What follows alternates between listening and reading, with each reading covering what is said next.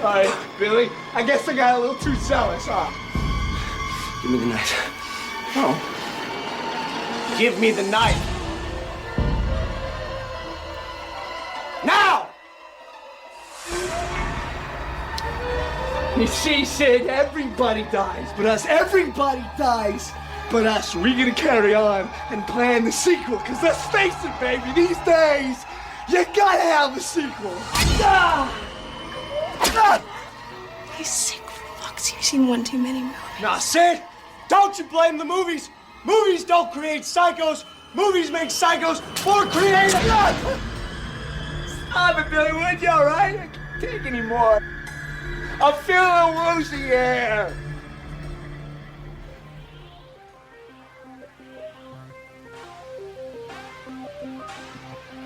Fucking hit me with the phone, Dick!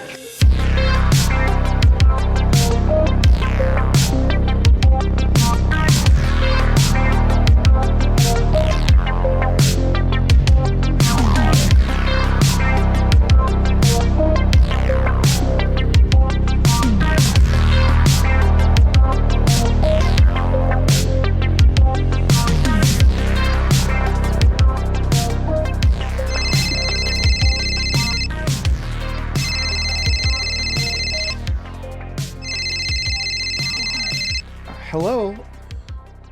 Hi, Nate. How are you doing, huh? Oh, hi. I just got home from work. I'm so tired. Oh, yeah. Yeah, I just want to put on some popcorn and just get some wine. Popcorn, huh? I can hear that. Are you cooking popcorn? Yeah. Is that Jiffy? It is Jiffy Pop. And I'm just gonna pour some wine. I'm just gonna watch a movie. I'm just so tired. Wait, You sure complain a lot, don't you, Nate? I do, but who am I talking to? Oh, hey, yeah. I'm a friend of a friend. Sorry, I just kind of unloaded on you, friend of a friend. Okay. You like to talk on the phone? No. Oh, well, you answered and you're talking.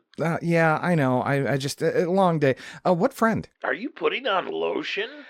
You can hear that? Yeah, I can see. I mean, I can hear it. Oh, well, yeah. It's dry. It's winter. Kind of. Maybe you're lighting some candles. Well, yeah. I just had this lighter in my hand to light this candle. Yeah. I like candles, popcorn, and lotion, too. Yeah, who doesn't? Do you like scary movies, Nate? Nah. No. You don't like scary movies, Nate? I mean, I've seen a few. Are you going to maybe curl up with a blanket and watch a scary movie? Oh, my God. You are in my head right now. Yeah. I like watching scary movies, too. Yeah, me too. Yeah. Do you want to play a little game? Boy, I kind of just want to get to this movie, though. Well, I'm going to ask you some questions about scary movies. How about that, Nate? You're not trying to sell me something, are you? Well, it's a game. I want to play a game, Nate. Okay, all right. You know what? Fine. I'm too tired to argue right now. What's your favorite scary movie, Nate? Oh, God, it's got to be Dawn of the Dead, I would assume. 1978, definitely Dawn of the Dead. That's a really old scary movie. Yeah, it is. You sound like a really old scary man. Personally, I like the remake better. Well, you're wrong. I think I'm going to hang up now, actually. No, wait. Let's play the game. Okay. I don't even know who I'm talking to. This is weird, and I just want to watch this movie. Since your favorite scary movie's Dawn of the Dead. Yes. In zombie movies, what's the classic avoid getting bit reason? Why don't you want to get bit by a zombie in a zombie movie? Because it would turn you into a zombie, duh. Yeah, that was easy, I guess. Yeah, that was kind of... That was just a warm-up. Okay, yeah. At this point, yeah. In what 1931 film introduced Boris Karloff as a stitched-together monster? Oh, my God. Really? This is Frankenstein. You call me like... You're the worst telemarketer ever. Yeah, also, ever. So you know your scary movies, huh? Well, I've seen a few. It's usually just some big dumb bimbo running upstairs when she should be going out the front door. Yeah. Yeah? Yeah. Yeah? Yeah. What was the book called in 1981's Evil Dead? Oh my God. You're a necronomic moron. Okay. Yes, it's necronomic. That's the... I thought you said necromoron. Well, I Okay, did. I'm yeah. making fun. What are you trying That's to the say? wrong answer, Nate. What? I mean, it's Necronomicon. You said it later. Okay. Well, obviously you like your horror movies. Okay, yes. Well, let's get down to the real game. Could you just sell me my product so I can drink this wine and watch this movie? I'm not selling anything. I mean, at the end there'll be a survey if you want to take the survey. But right now I just want to talk, Nate. Okay, because right now you're about a 5 out of 10 right now. Okay, I just 5 out wanna of 10. talk. All right, all right. And for this question, the stakes are higher. Do you have a friend named Corey? Yeah, I have a friend named Corey. Sure, yeah, we do a Does he podcast play together. football, Nate? I've never actually seen him touch any sporting equipment at all. Oh yeah, okay. Well, he's wearing a fucking tracksuit, so I figured he's. Sure, yeah. He likes to be comfortable. Yep. Well, turn on the lights to the back door. Oh, fuck. Okay. Turn on the lights, Nate. All right. Okay. All right. Do you see him? See that guy tied up in the back there? That's your friend Corey. I don't see any. Well, turn on the lights. Turn on No, I did turn. Look to the right. Oh! Hey, Corey! What are you doing? Come on inside. I'm about to start a movie. But just come Listen, on. if you don't get this next question right, Nate, I'm gonna cut him like a fish. Cut who like a fish? Corey, your friend Corey. You know Corey? How do you think I knew you? Oh. I fucking Okay, took him. well, I tied him up. Call you. He said you're the only one that would save him. I'm a little confused. He's sitting out on my patio right now. You're probably calling from, I don't know, another foreign country. Outside. No, I mean Outside the country. On the phone. Yeah. On the phone. Yeah. Outside. Right. Sure. Yeah. I'm outside on the phone. No, I totally get it. I'm Totally not get inside it. of your house. I know what you're trying to do. You're trying to sell me on something that's fine. Right. Hi, Corey. Come on in. Oh my God. He's tied up, Nate. And if you don't get this question right, he's gonna die there. He's gonna die. Do you even care? Of course I care. But it's kind of cold out there. I'm not gonna. Corey, just undo the straps. All right, fine. You were saying? Oh, we're gonna switch it up since you know your horror so well. I'm gonna ask you a question about Disney princesses. Whoa. No. Can we just go back to horror? Like, I haven't seen a Disney movie in like 10 years. No. I haven't seen a single Disney movie in like 10 years. What is the name of Ariel's dad? Oh, it's like, In The Little Mermaid. Oh, okay. The Little Mermaid. Yeah, it's Zeus. Is it? You're asking me? I don't know. Like, I I don't think watch these either. Oh, okay. Well, all right. There we go. Is it Zeus or is it Poseidon? Let me Google this real quick. Little Mermaids. You really just called me to Google something on the phone. Oh my God, this is the worst telemarketer ever. That's the wrong answer, Nate. His name is King Triton, the ruler of Antarctica, the powerful protective merman. Sure. Who wields a magical trident. That's the wrong answer, Nate. Say goodbye to Corey. Just not into. Oh my God. Corey, you're getting blood everywhere again. Oh God, he always just makes a mess every time he comes over. Do you want to go check on him? No. Go check on him. No, he needs to learn to clean up his own messes out there. He's probably dead. He's got spaghetti sauce and he's dead. He's dead. Go out there. What? Go. Just go out there. I'd rather just go upstairs than go out the door. But fine. I'll go out there and check. Oh my God. Corey, just get up and come inside. You're getting blood everywhere. Oh my God, Corey, are you okay? Nate, I'm fucking dying here. Getting a little woozy, man. Okay, well, oops. Untie me. Okay, all right. Jesus.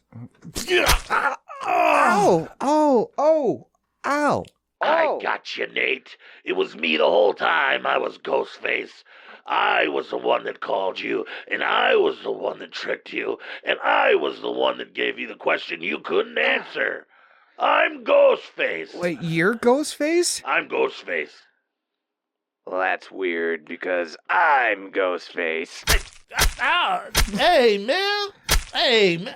I was fucking Ghostface first. No, I'm Ghostface. If we're all suspects, Everyone is a I suspect. make more sense to be Ghostface. But that's what everyone would think. You would be Ghostface. I like horror So then movies. it's better if I'm Ghostface because people would never suspect me. But I called you, man. You don't call yourself. But I was just, oh my You can't God. call yourself if you're Ghostface. What did Hello? you pre-record something? 2000 and plus then 26. Fucking called yourself. Pre-recorded. Fuck, AI, you baby. I was the one that called you. Look, no one's going to I'm suspect the guy that's Ghostface. like pissed because there's blood all over the place. Okay? I'm Ghostface. It would be obvious if both of us were Ghostface, but if it was just me as This is Ghostface, why- and you like, hey, man, hey, ouch, man, Ow. fuck You you. hit me with the phone, you dick. Ow. Yeah, because I called you because I'm fucking Ghostface. Well, but I told you I'm Ghostface. I'm Ghostface. No, man. I don't want to be Ghostface with you. I want like somebody that nobody would expect. There's always to more be than the- one the Ghostface. You got to have more than one Ghostface. Yeah, but me and you, that's obvious. One of us, yeah, that's a flip. They flipped it. Yeah, meta. we flipped it that the Ghostface didn't even know that there was two Ghostfaces. Man, I'm just saying. I That's think I better. should be Ghostface. You don't even look good in black. How dare you? This cloak makes my ass look poppin'. Oh man, well, I feel I think you cut me too deep, Nate. Yeah, I know. How are you gonna get away with this if you're Ghostface? I'll figure it out. I don't need a motive. Like, It's the millennium.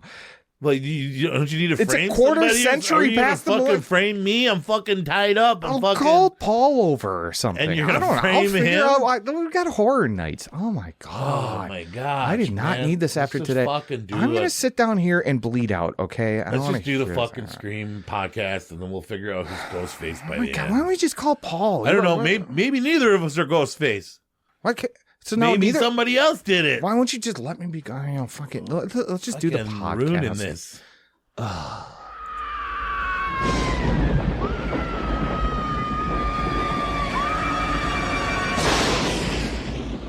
Episode 74, the Scream Rank Savage Horror Creeps podcast. One of the worst Drew Barrymore impressions I've ever heard in my entire life. I'm sorry, Drew. You are a lovely woman, and I've ruined it. I've ruined it. Well, Scream, we're doing the Scream Rank finally at 74 because the Scream 7 movie came out, and there's rumors that this will be the last Scream. I don't believe it for a second. But There's no way it's going to be the last Scream. But hopefully there won't be another Scream comes out before, while we're still doing this podcast. Maybe it'll take some time, actually write something and, write something really great. Something really great. yeah. And You're spoiling the Scream I'm 7 not trying to spoil it. but I'm saying there will be a Scream 8 because the Scream 7 did more money than everybody. more money than like any of the Scream movies ever did in the box office. So, yeah. But before we get into our favorite scary movies, why don't we cover some news? And what we've been watching. Yeah. I have come here to chew bubblegum and kick ass. And I'm all out of bubblegum. All right. A little somber. I got is somber news, to be honest with you. Yeah, bad news week. Bruce Campbell has been diagnosed with cancer. He did say that it is not life-threatening at the moment and it can be treated, but it's uncurable. Yeah. And I don't know exactly what kind of. I know that he also mentioned that he's going to be taking a step back from his involvement in the future Evil Dead movies coming because of this, but he doesn't want anybody to be afraid. He's going to continue living his life, doing conventions, meeting fans, being Bruce Campbell. He's But just going to be on obviously- treatment for a while. So I flew to Reddit when I heard this, And there were a bunch of people that just said like, "Oh, I have incurable cancer," and like, there's some blood cancers out there that you could live on with like medication or radiation. This or doesn't something mean we're like that. losing Ash. No, not anytime soon, and hopefully not for a very but... long time. But yeah, if he stops his treatments, but who's gonna stop treatments on the king, baby? Yeah. No one's gonna stop. So we hope the very best for Bruce Campbell, and we hope he gets better, and we hope it's nothing too serious, because hail to the king, baby. That's our final boy. That is. I would be devastated if Bruce Campbell died. Yeah, that would be hard. Yeah. Corey Parker, you know him best from Friday the 13th 5. Remember those two guys that are in the car, and he was like, he passed away. He sang the song, and he was like, "Get the fuck car started, get the fuck car started," you know. Yep. He dies, and the Gimp from Pulp Fiction, the guy who played the Gimp. Yeah. How would you like that? Out of your entire movie resume, you're like, I was the Gimp. And his from rest Pulp in peace Fiction. picture is him in the Gimp outfit. In a Gimp mask. That is pretty brutal. So, oh man. I mean, a little bit unrelated at horror. Arnold Schwarzenegger says that he is currently in development for Conan the King. He's coming back. He's doing Conan. He's also doing a sequel to Commando, and he is in a sequel to Commando. And John Matrix coming back. A direct sequel to the first Predator. Now I heard the Predator one. I did not hear Predator, Commando, and Conan King. Conan's first, and if Conan does well, the other two are guaranteed to go. Do you think he'll be in a starring role as, I mean, like the main character, Conan the King? Yeah, that was in the article. Oh, okay. This So that like he would be Arnold Schwarzenegger's doing three big passion films. Couldn't you see him being like the king and like his son or something? Well, there'll probably be somebody else fucking shit up. But yeah. I think he's still going to be the main character. You can't call it Conan the King and not make. Well, I mean, he's not going to name his son Conan Jr. I'm just okay, but look at Red Sonja. I mean, he was a side character in that one, right? It was called Red Sonja. Yeah. Well, this one's called Conan the King. Okay, all right, fair enough. But I think it's like Arnold Schwarzenegger is ready to retire. I think he wants to give the fans one last hurrah for all his franchises. A little 3-pack of the things that his favorite. Well, thank films. God it's not another Terminator movie. Well, yeah, he did that already. So yeah, rest in peace, Cody Parker and the Gimp from Pulp Fiction. I know you guys were not very big actors, but that's right. We got the soundboard fired up. I'll always remember those characters you played for Friday the 13th 5 and Pulp Fiction. Yeah. Very sad. Rest in peace. What I've been watching, we're obviously gonna wait and talk about Scream in the rank, so we won't mention anything about that. But I saw Whistle. Okay, Corin Hardy's new film. Wolverine's daughter is now a lesbian introvert who has a drug problem and is in a high school and gets the locker of some dead jock that used this whistle. And it's basically a Final Destination film.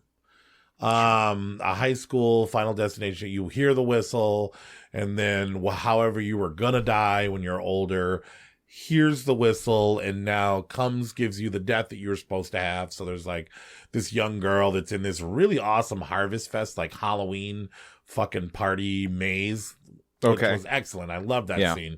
But then an old version of her stalks her down and turns her into an old lady, and she dies. And then this Did you just give away this entire film? No, this is the beginning. Okay. And then Anso, and then like there's a jock that likes to drink, and then he.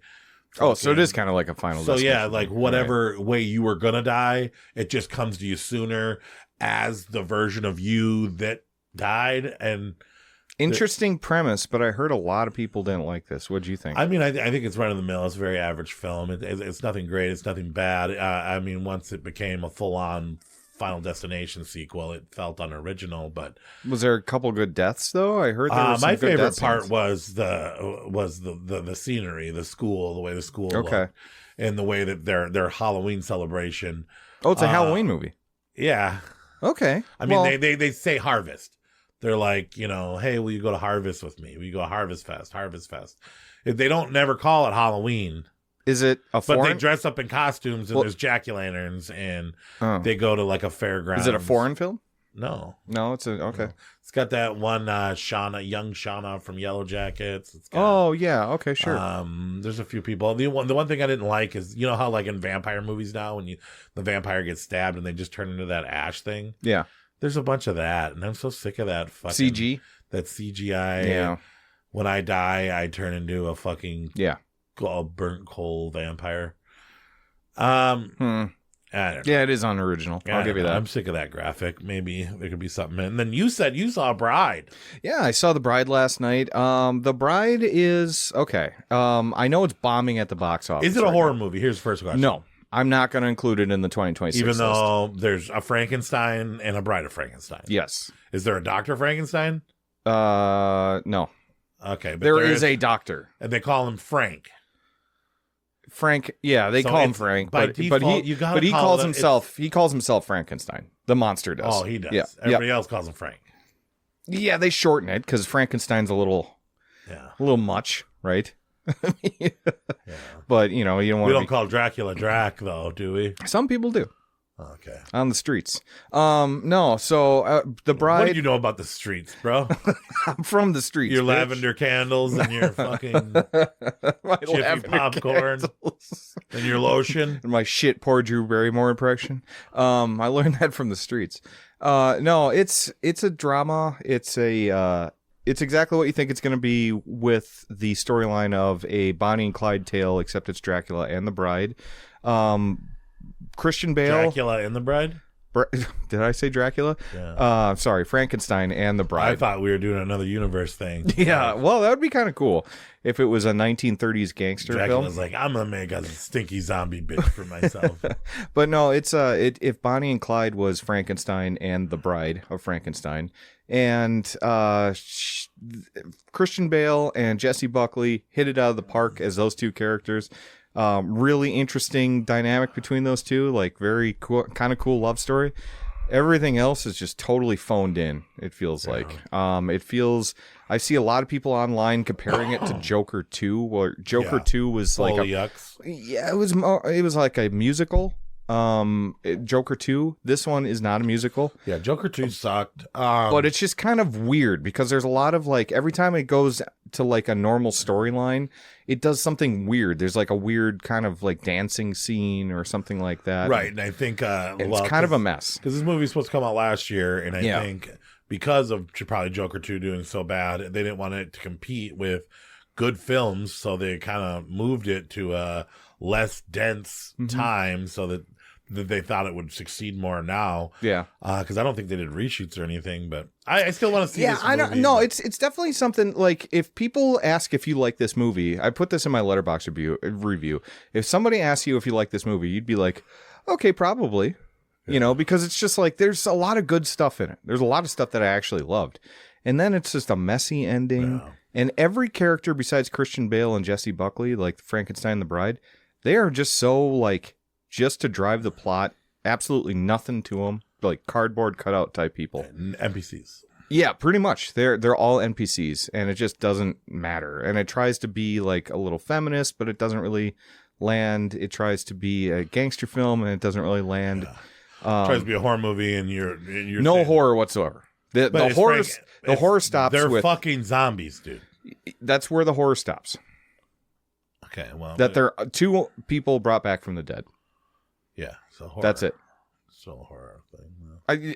You see it and you tell me if we should count it for this list. Right. Me right now, I would not count it for this list. This felt more like a drama. For the Scream rank? No. For this year's list. Jesus.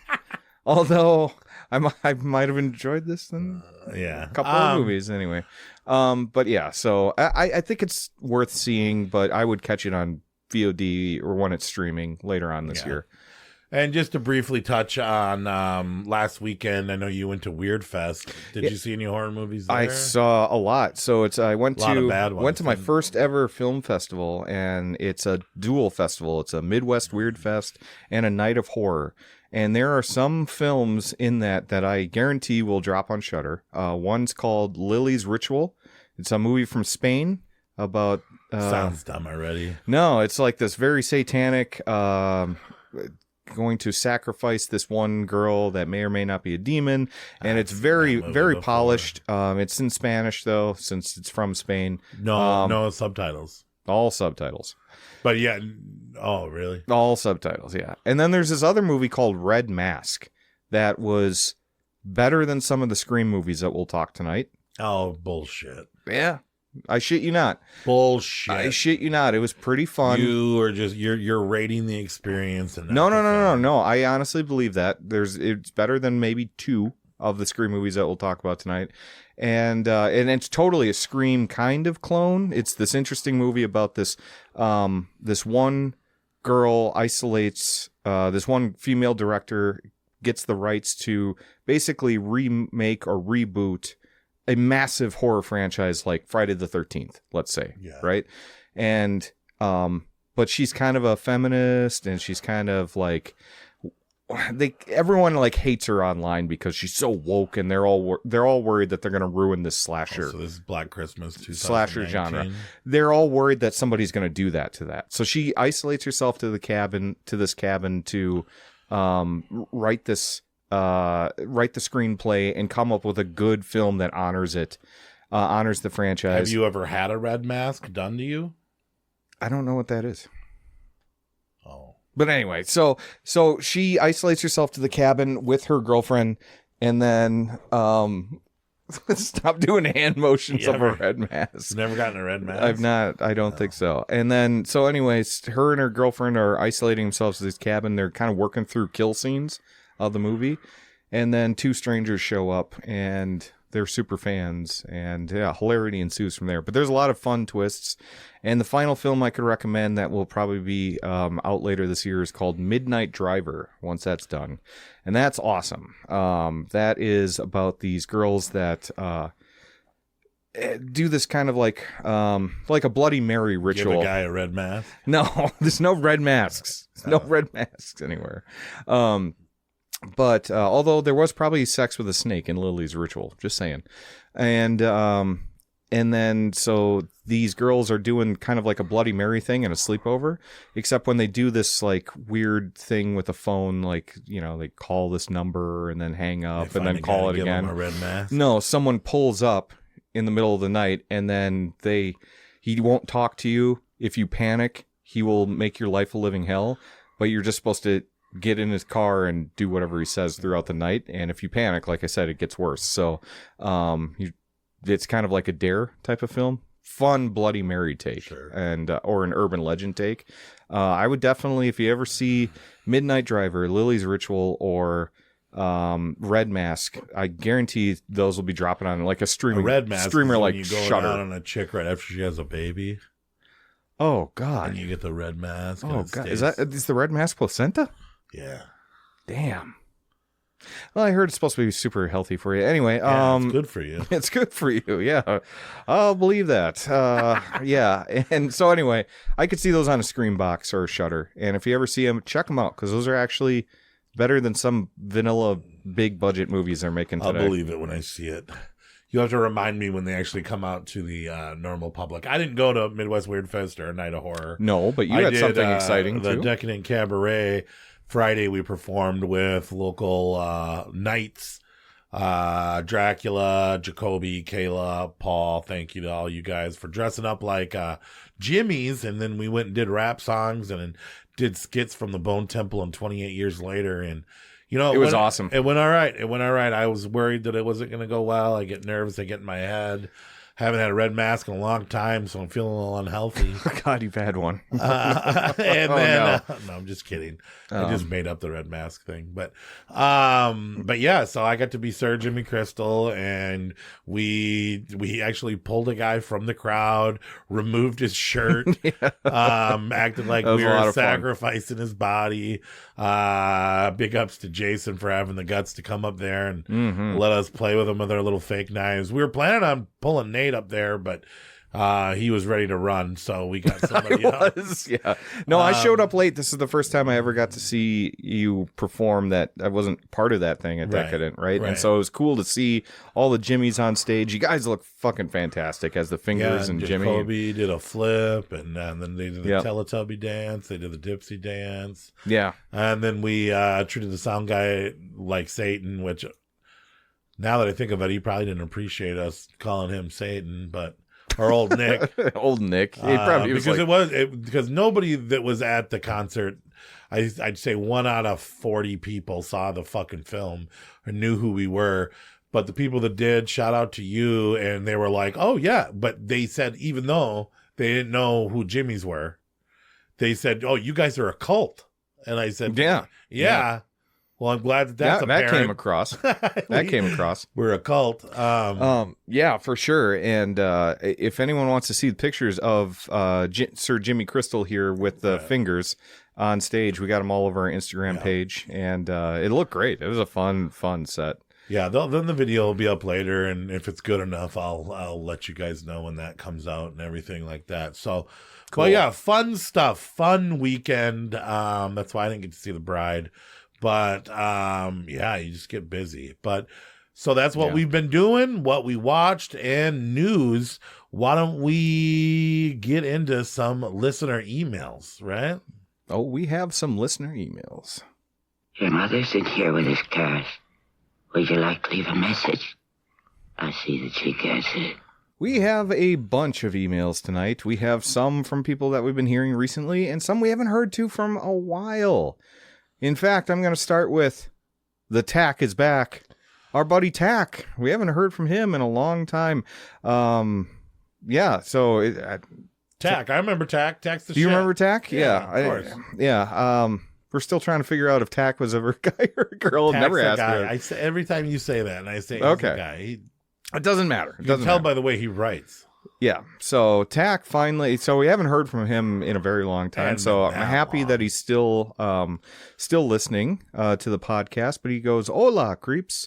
I'm sorry. It's been a minute since I last emailed. It's funny. I was writing an email and listening to your last episode when Corey started whining about emails." Oh yeah. He goes, sometimes you got to do that to get him to do it. Ha ha ha, just kidding, he says. What I wanted to know is, what do you guys think of the Underworld franchise? Vampires, werewolves. I personally like the first two, but haven't seen the rest, and was wondering if I should go back to them, especially after all the lists I've made already from recommendations that you guys have watched. Excited, and he puts in parentheses, excited that you're on YouTube now. Excited to YouTube Sorority House Massacre on movies, and I'm so happy that you guys are on YouTube now, because now I can listen at work too. So yeah, that's a new development for the podcast. We are on YouTube if you want to check us out there. But he says, love the show, love you guys, walk good, Tack. Yeah, Tack Attack is back. First of all, Tack, I am so excited that you're going to watch the Sorority House Massacre movies. Yeah. They are streaming all on YouTube. We did that episode knowing that maybe some people would know the Slumber Party Massacre and then not give a shit about the other ones. Right. But I still think the most fun ones were Sorority House Massacre 2 and 3. Well, that's ridiculous to say, but they're good. Well, the Slumber Party Massacre films are, the first two are good too, but... Yeah. Sorority is also... But they're free on YouTube. You could stream them right now. They're the best copies that you can get because they're still trapped on DVD or VHS or something like that. Are they but on YouTube? There? Yeah, they are. Yeah, I actually looked it up when he said that. With boobs and everything? Oh, yeah. Unedited. Yep. So that's really cool, and we're really happy that you like and listen to the podcast on YouTube. And then Underworld. Okay, so Underworld is the when main Underworld came out. I really liked the first one too, because I've only seen the first one. Kate Beckinsale in that leather was ungodly beautiful, right? Yes. And I remember at my age, that was really what got me in there, and of course my love for werewolves and me being a werewolf and all that other shit. Yeah, that wolfism. And then the second one, it's like Matrix meets fucking werewolf movie. Matrix meets Blade? Is it something like that? That's kind of... it's that action vampire thing that turns me off a little bit, but then the tight leather on the hot babes brings you back. I remember I saw the lycanthrope one where the girl's not in it, and it's just that werewolf guy. How many are Rise there? of the Lycans. There's probably 6. Is there 6? Might be worth Googling it with your computer. Is this a okay? Yeah. And what'd you think about that one? I mean, that one was god awful, horrible, awful.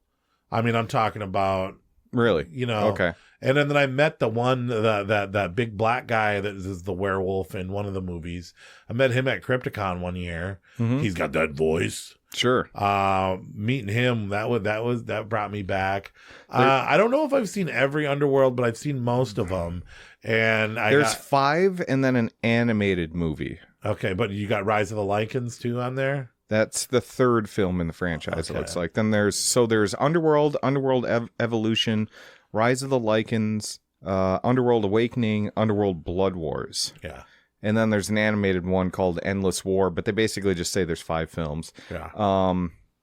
And then the Endless War is just an animated film of 3 short stories, so probably just in the universe. Of the universe, yeah. Yeah. So and like I said, okay, so there's cool things about it, leather, vampires, werewolves, okay? But there's dumb things about it, like weird Matrix action scenes. Yeah. I like that there's no color in the films, but it is black and blue from what I remember. I will say that I have, even before hearing what you said, Tack, I've thought about revisiting these, and might be worth it. We should do a mid-month episode, because I've always wanted to see them. I actually own them, and I've never watched anything past the first one. All right, well, let's think about this, Nate. Let's just make sure. Let's say possibly. But Tack is back. Tack is back. He didn't ask us to rank him. He just asked us what do you think. Well, yeah, but if we're going to go to all that work, let's turn it into an episode. Kill 2 birds with 1 stone. I don't know. Let's put it on the docket. And let's see if it comes. There's people that, I don't know, enjoyed that. Well, they made 6 films, There's people that right? liked fucking Deadpool and the Wolverine movie too, but they're wrong. I thought you liked Deadpool and Wolverine. Not in the Wolverine movie when he wasn't Deadpool. Remember when he was just... Oh. Yeah. I got you. I don't know. Well, anyway. Maybe. But yeah, so it's interesting. It like I said, I've always been meaning to get around to them, but we're already watching enough movies. We could maybe do that. So, but yeah, so Tech, I'm so happy that you are back, and happy to hear from you, and thank you for listening on YouTube. So yeah, people can find us at Savage Horror Creeps on YouTube as well, if they want to listen on there. I've even been going on YouTube and trying to put a comment underneath them. Oh, really? You're padding our stats. That's something you want to admit on the podcast. What? No, it's fine. There's nothing wrong with that. Yeah. Is there a rule says you can't comment on your own? Of course not. On a YouTube video you're in? No, it just means that you're proud of what we're putting out there. I'm not saying, wow, that dude's voice is sexy. I'm saying... Well, you could. You could. I mean, if you thought that, you could write that. But no. Again, thank you, Tack, for listening on YouTube. And yeah, Spotify, Apple Music, anywhere that you get podcasts, we're out there right now. All right. The next one tonight is from Kirdy, our favorite janitor, Kirdy. Yeah. So, yeah. Kirdy emailed back in, so we have heard from her. I don't know. I was just talking about Kirdy to somebody because Kirdy loves. Oh, Choose Your Own Adventure. And I met a guy. Yeah. Yep. I met a guy who was writing a Choose Your Own Adventure about his wife. And then I told him, well, when you get that done, you give me a copy. And I go, you give me 2 copies. And if I get it, I'm going to give Kirdy the other one. Oh, yeah. Yeah. But yeah. Yeah, she had a great idea for a Choose Your Own Adventure podcast episode. Good idea. Or series. We're still trying to figure out how we could do that. Yeah. How are we going to pull that off? But it would be cool. It would be cool. But anyway, Kirdy emails in this week and says, I may be an episode behind, but I hate it when you guys don't get listener emails. Your podcast and commentary are super fun to listen to, so just reaching out. But I'm waiting for you guys to watch John Wolfe at Dead Night. You know what that is? No. It's a horror FMV game. Oh. FMV stands for what? God, we're fucking old. I don't know. Let me Google that. FMV. Oh, yeah, it's fair market value. No, that can't be it. Video game. Final Murder Virtual? First Murder. Full motion video. What does that mean? Which refers to video games that use pre-recorded live action video instead of traditional graphics like sprites or 3D models. There we go. Do you need a special full video player? No. I think it's just the type of how it presents itself. Yeah. These games are often called behind you too? No, these games are often called interactive movies because they combine video content with gameplay elements. Okay. Do you get what okay. So I had yeah. Well, there was a old horror game that had a VHS. Do you remember that? No. Where you're like, "Oh my god, fuck, what was that called?" It was like this weird you had to escape this dungeon or something like that, but you're watching a VHS and there was like this like really shitty crypt keeper that would guide you or whatever, and then you'd pause it and you'd play the board game and then you'd go back to the video and play it again. I'm not big on games, man. I'm not big on video games, so it's all yeah, maybe it's all great. I don't think she's asking to play it with us, but she says, "I'm waiting for you guys to watch John Wolfe at Dead Night horror MV or FMV game." So you search that in YouTube? I would assume so. Right after you search Savage Horror Creeps, yeah. So John Wolfe at Dead Night. You guys did say nothing good happens at. Oh, okay. So she's moving on. So no context. That's all she just gives us at there. So this is like Nate, do some research. I definitely will. John Wolfe at Dead Night. Get your FMV player. What if it's just amazing? It probably is. And I just go down a dark rabbit hole where I just can't. It probably is.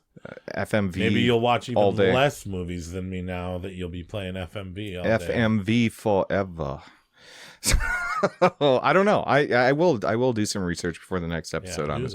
John Wolfe at Dead Night. Okay, so but yeah, she just says, "I'm waiting for you guys to watch that." I think she did mention something along the lines in her previous email, but it's been a couple months now. So, but you guys did say nothing good happens after midnight. But remember, I'm a janitor and I work third shift. She says, "Keep up the great work. Love the podcast. Shout out to Anthony." That's right, because Kirdy knows Anthony. That's how she found us actually. So Kirdy, like the cheese curd. Thank you, Kirdy. So I have homework now. I have homework. Did you get homework? From that one? No, but you got to walk away with some homework. I can't have all the homework. You need some homework. Or there's some more emails. Yeah, there's some more emails. Okay, let's go. So, Kirdy, thank you for listening as always and emailing into the podcast. So, thanks for emailing in. And then also listener Emily, she says it's been a while in the title. Sticker Emily. Yep. Hello. Drons. Hello, Savage Horror Creeps. Hope all has been well with you both, as it has been a long time. It was wonderful catching up at the Decadent Cabaret. Loved your set and tribute to the Bone Temple, Corey. I'm very glad I watched the movie beforehand, as it made me enjoy the references much more. Yeah, I saw her at the Walmart with my daughter, and I said, "Hey, you ought to watch Bone Temple if you want to make any sense." And then she did that. She did all right, exactly good. That. Though the jury's still out if it's better than 28 years later. No, it isn't. The jury's decided that is way better. The jury went home a long time ago. This jury didn't even. The case is missed. Yeah, Bone Temple is better than 28 years later. I think they're both equally good for different reasons. Okay. The Bone Temple was more of a goofy, gory time, while 28 years later felt more dire, if that makes any sense. 28 years later was sad. To a flaw. You think so? Oh, because, yeah. When the mom, yeah. God. I guess when you're boiling your mom, you can get all upset about it. But anyway, I know I've mentioned this to you guys before, but I think it's worth pitching this idea again in Intro to Horror episode. That was something that we talked about a while ago. I got a list of my kind of dropped off our radar. We stopped doing big ones like that. Yeah. That's so it is kind of hard to narrow things down. You got 40 to 60 movies on a year. And then the mid one, we want to do a small franchises. We stopped doing a lot of directors that have a lot of films and stuff like that. Like I want to do a Wes Craven too, but I mean, Stephen King that was asked plenty. Well, we also need to save something for when we run out of years though, too. Yeah. So this, unless the episode or the podcast just ends after the years do. I mean, we got to save some of these big ideas, but maybe an Intro to Horror would be a good one for that too. We'll be well deep into the podcast when that happens. So, I think it would be a great idea to include not just movies, but certain TV shows. Now she's like, the look on your face, and you're like, yeah, as if movies weren't bad enough. Now we're including TV shows. Certain TV shows such as Courage the Cowardly Dog, Scooby-Doo, Invader Zim, and even Urban Legends episode of Hey Arnold. Scooby-Doo is probably have 2,000 episodes. Well, they're not all like horror-centric, though. Oh, I'm saying there's like what, Monster Island, 40 movies, Yeah. and then then the TV show had 5 TV shows, all within many seasons within the TV shows. Yeah, no, it's fuck it. Let's just rank every movie on Netflix. That'll only take us our whole fucking lives. Yeah, it is something that needs to be done. We just need to figure out how to do it. Much like the Choose Your Own Adventure. Okay, we got commercials. Maybe we'll start getting paid. We can fucking... That's right. That's watch right. Courage the Cowardly Dog. For fucking... I remember gravitating to the weird and spooky as a kid, and I have a laundry list of shows, books, movies to thank for opening that door. Though having my birthday just before Halloween has helped too. If you need coming up with a list, you got my email. Can you imagine? It's going to take her 2.5 years to type all that out. Yeah. I still have your list. You gave me an intro to horror in my wallet. Until next time, stay spooky, Emily. P.S. Good choice on your number 1 pick for 1998. Shout out to the last episode. And that is the only correct answer, says Emily. Faculty? The Faculty, yes. Well, we thought about Ring and Bride of Chucky. But Faculty was our number 1 for that year, and fuck, is it such a fantastic movie. Yeah, it's a great movie. And then thank you, Emily. Yes, thank you for emailing in. Always love hearing from every one of you, but we have our special episode returning, or our special segment returning. Letters from the Beyond. Well, if you heard that, you know that our buddy Adam, who owns our favorite horror VHS shop in the entire world, has emailed in, and that store is The Beyond in Eau Claire, Wisconsin.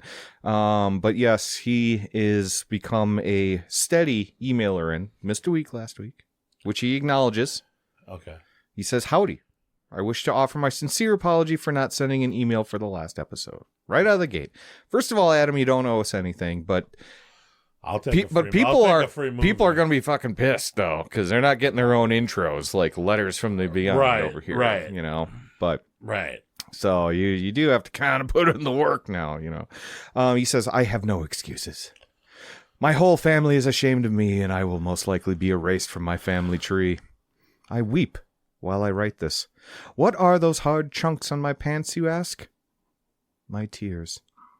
I thought it was Gardetto's. Gardetto's. Does he like Gardetto's? Dry foods. Okay. Yeah, he is a dry food fan.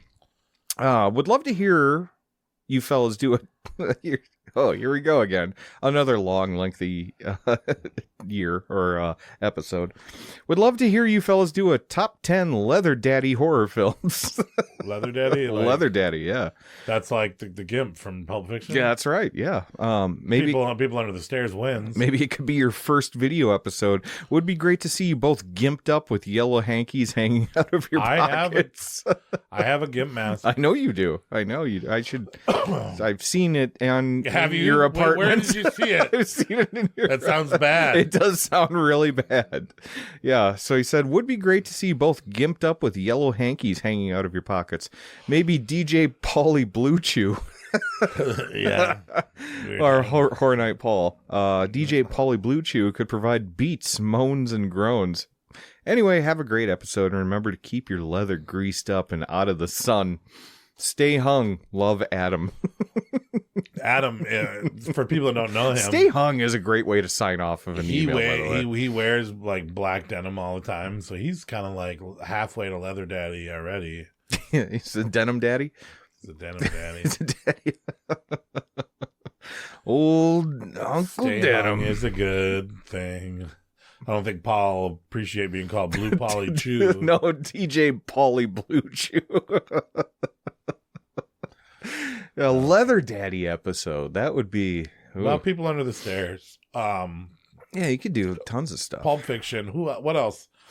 Other That has gimps? American Horror Story has a lot of gimp stuff. What about in that it. Knife plus Heart one that came out not that American long Mary? ago? Didn't that have a gimp mask in it or I'm something? not sure what that is. That's it's kind of a homoerotic modern day giallo. Came out in the last 4 or 5 years or something. Giallo stuff. Yeah. Here, let me just search in leather. I think he kills people with a Deli. dildo with a knife in it, actually. So. Oh, 7. Oh yeah, 7. Oh That made me God. think of- Yeah. Oh. American Horror Story says season 11 is huge leather daddy horror. Well, wasn't there one in the first season too? The gimp. Yeah, there was. There Yeah. definitely was. So yeah, I guess right after Intro to Horror, so we could apparently bring. Heather Hellraiser, if you type it in. Well, right. There's actually a movie called Leather Daddy from 2019. Of course there is. Why wouldn't there be? Various stories of youthful affection crossover at promiscuous Parisian house party of nonchalant 20-somethings. And okay. I mean, I don't want Adam's uncles to beat us up in the rumpus room here, but we're gonna do an intro to horror and get kids involved in the horror in the podcast, and then right afterwards we'll turn around and do a Leather Daddy episode. These are gay pornos. These are gay pornos. These Yeah, aren't horror films. I believe it. Daddy in the Muscle Academy. Defense Defumer. A lot of them are not American. Well, much like a good Leather Daddy. Anyway, thank you, Adam. I don't know where I was going to go with that one, but thank you. Attack of the Queer Wolf. Oh yeah, I've actually heard of that before. Yep. Huh. But thank you, Adam. I think DJ Paulie Blue Chew will be coming for you. But I appreciate you emailing in, Adam. We love you. We love your store. We love everything Paul's about you. Tougher than he looks. Stay hung as well, my friend. And that is it for all the emails this week. So it was good to hear from everyone, both people that we've heard from recently as well as people we haven't heard from for a very long time. So I'm glad that everyone's still listening out there. And if you want to get in touch with us on the podcast, you can reach out to us on Facebook, Instagram, or at savagehorrorcreeps@gmail.com. All right, you know what time it is, right? It's time to... No. Dies. It's time to eat some food and watch some movies. That's right. Our new segment for season 4, which is a top 5 ranking of what is it this week? Popcorn flavors. Oh boy. Different types of popcorn. And I came up with there is because remember like Christmas you'd get like that tin of caramel popcorn. corn, butter, and white cheddar usually, cheddar, some kind of cheddar. Yeah, you're right.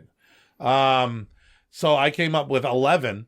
I came up with 10 or 11 ones, and I picked my 5 favorite types of popcorn to watch while you're to eat while you're eating, or to eat while you're watching horror films. Now, for people that have been listening to the episodes of season 4, you like to get messy with these foods. You like getting messy with popcorn? I like getting messy with popcorn. Leather Daddy gets messy with popcorn. Funny story. I got kicked out of a Nickelback concert for having a bag of wet popcorn. Stop for a second. No, this is true. No, I know. I believe that this happened. I see the look in your eyes. You are not lying on this. But I want you to acknowledge what kind of a sentence you just said out there that maybe has never been said before. I was kicked out of a Nickelback concert because of a bag of wet popcorn. Yeah, because I had a bag of wet popcorn. Okay.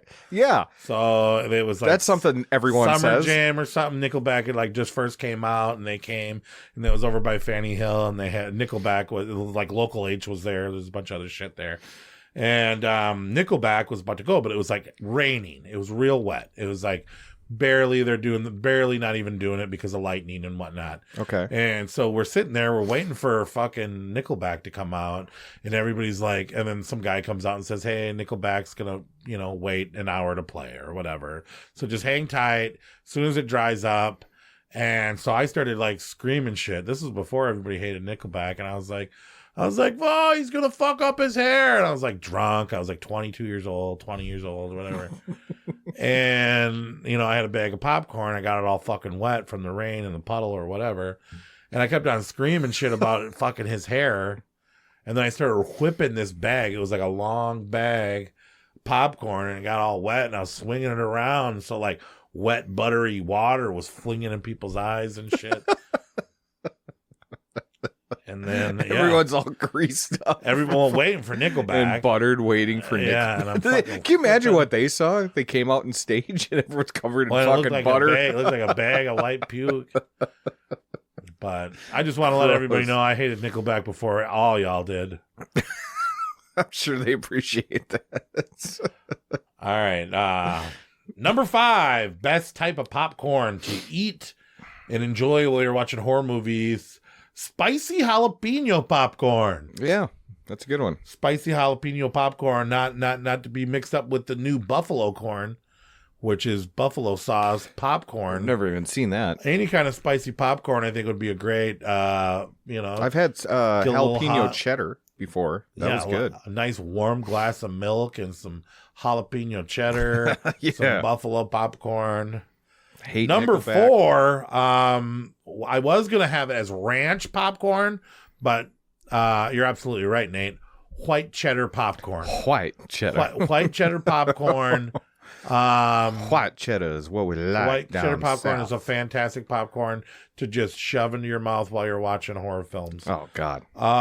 Number 3, maple crunch corn. Have you ever had maple crunch corn? No. So I don't know how they make it so hard, but it's hard, and then they do a maple glaze.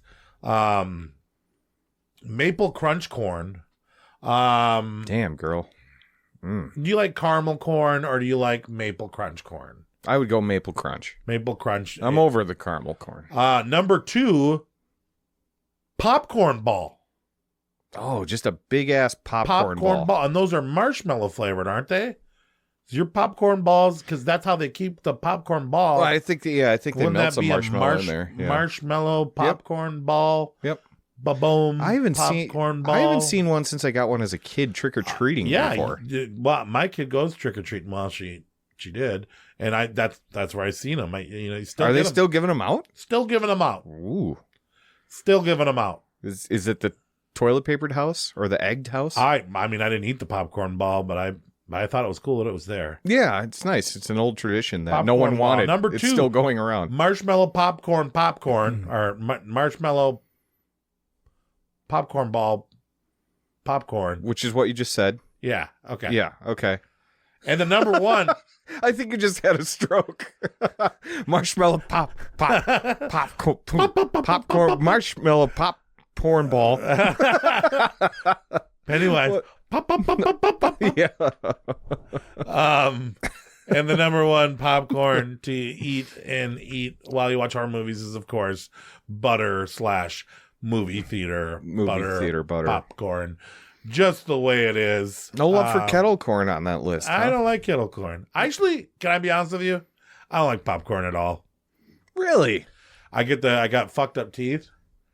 Because I used a lot of sugar, a lot of Mountain Dews. Oh. I told you that my dad would get me a cube of Mountain Dew for every case of beer he bought, so he wouldn't feel so guilty. So Cube of Mountain Dew. Cube of Mountain Dew. Oh, a cube. Okay, like a Cube. 30. Yeah, I got you. Not like a fucking... I was like, what's Cuba Mountain Dew? He's imported it. Cube Mountain Dew.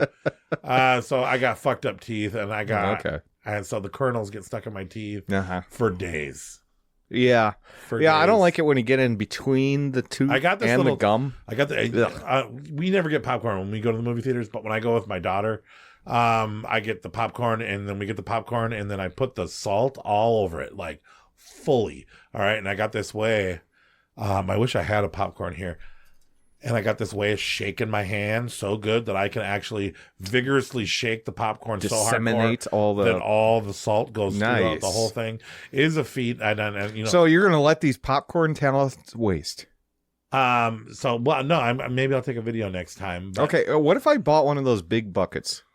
Like the Micon buckets? Yeah, like the ones you spend like $20-$25 and then you just get free popcorn. I like it when Paul always gets popcorn.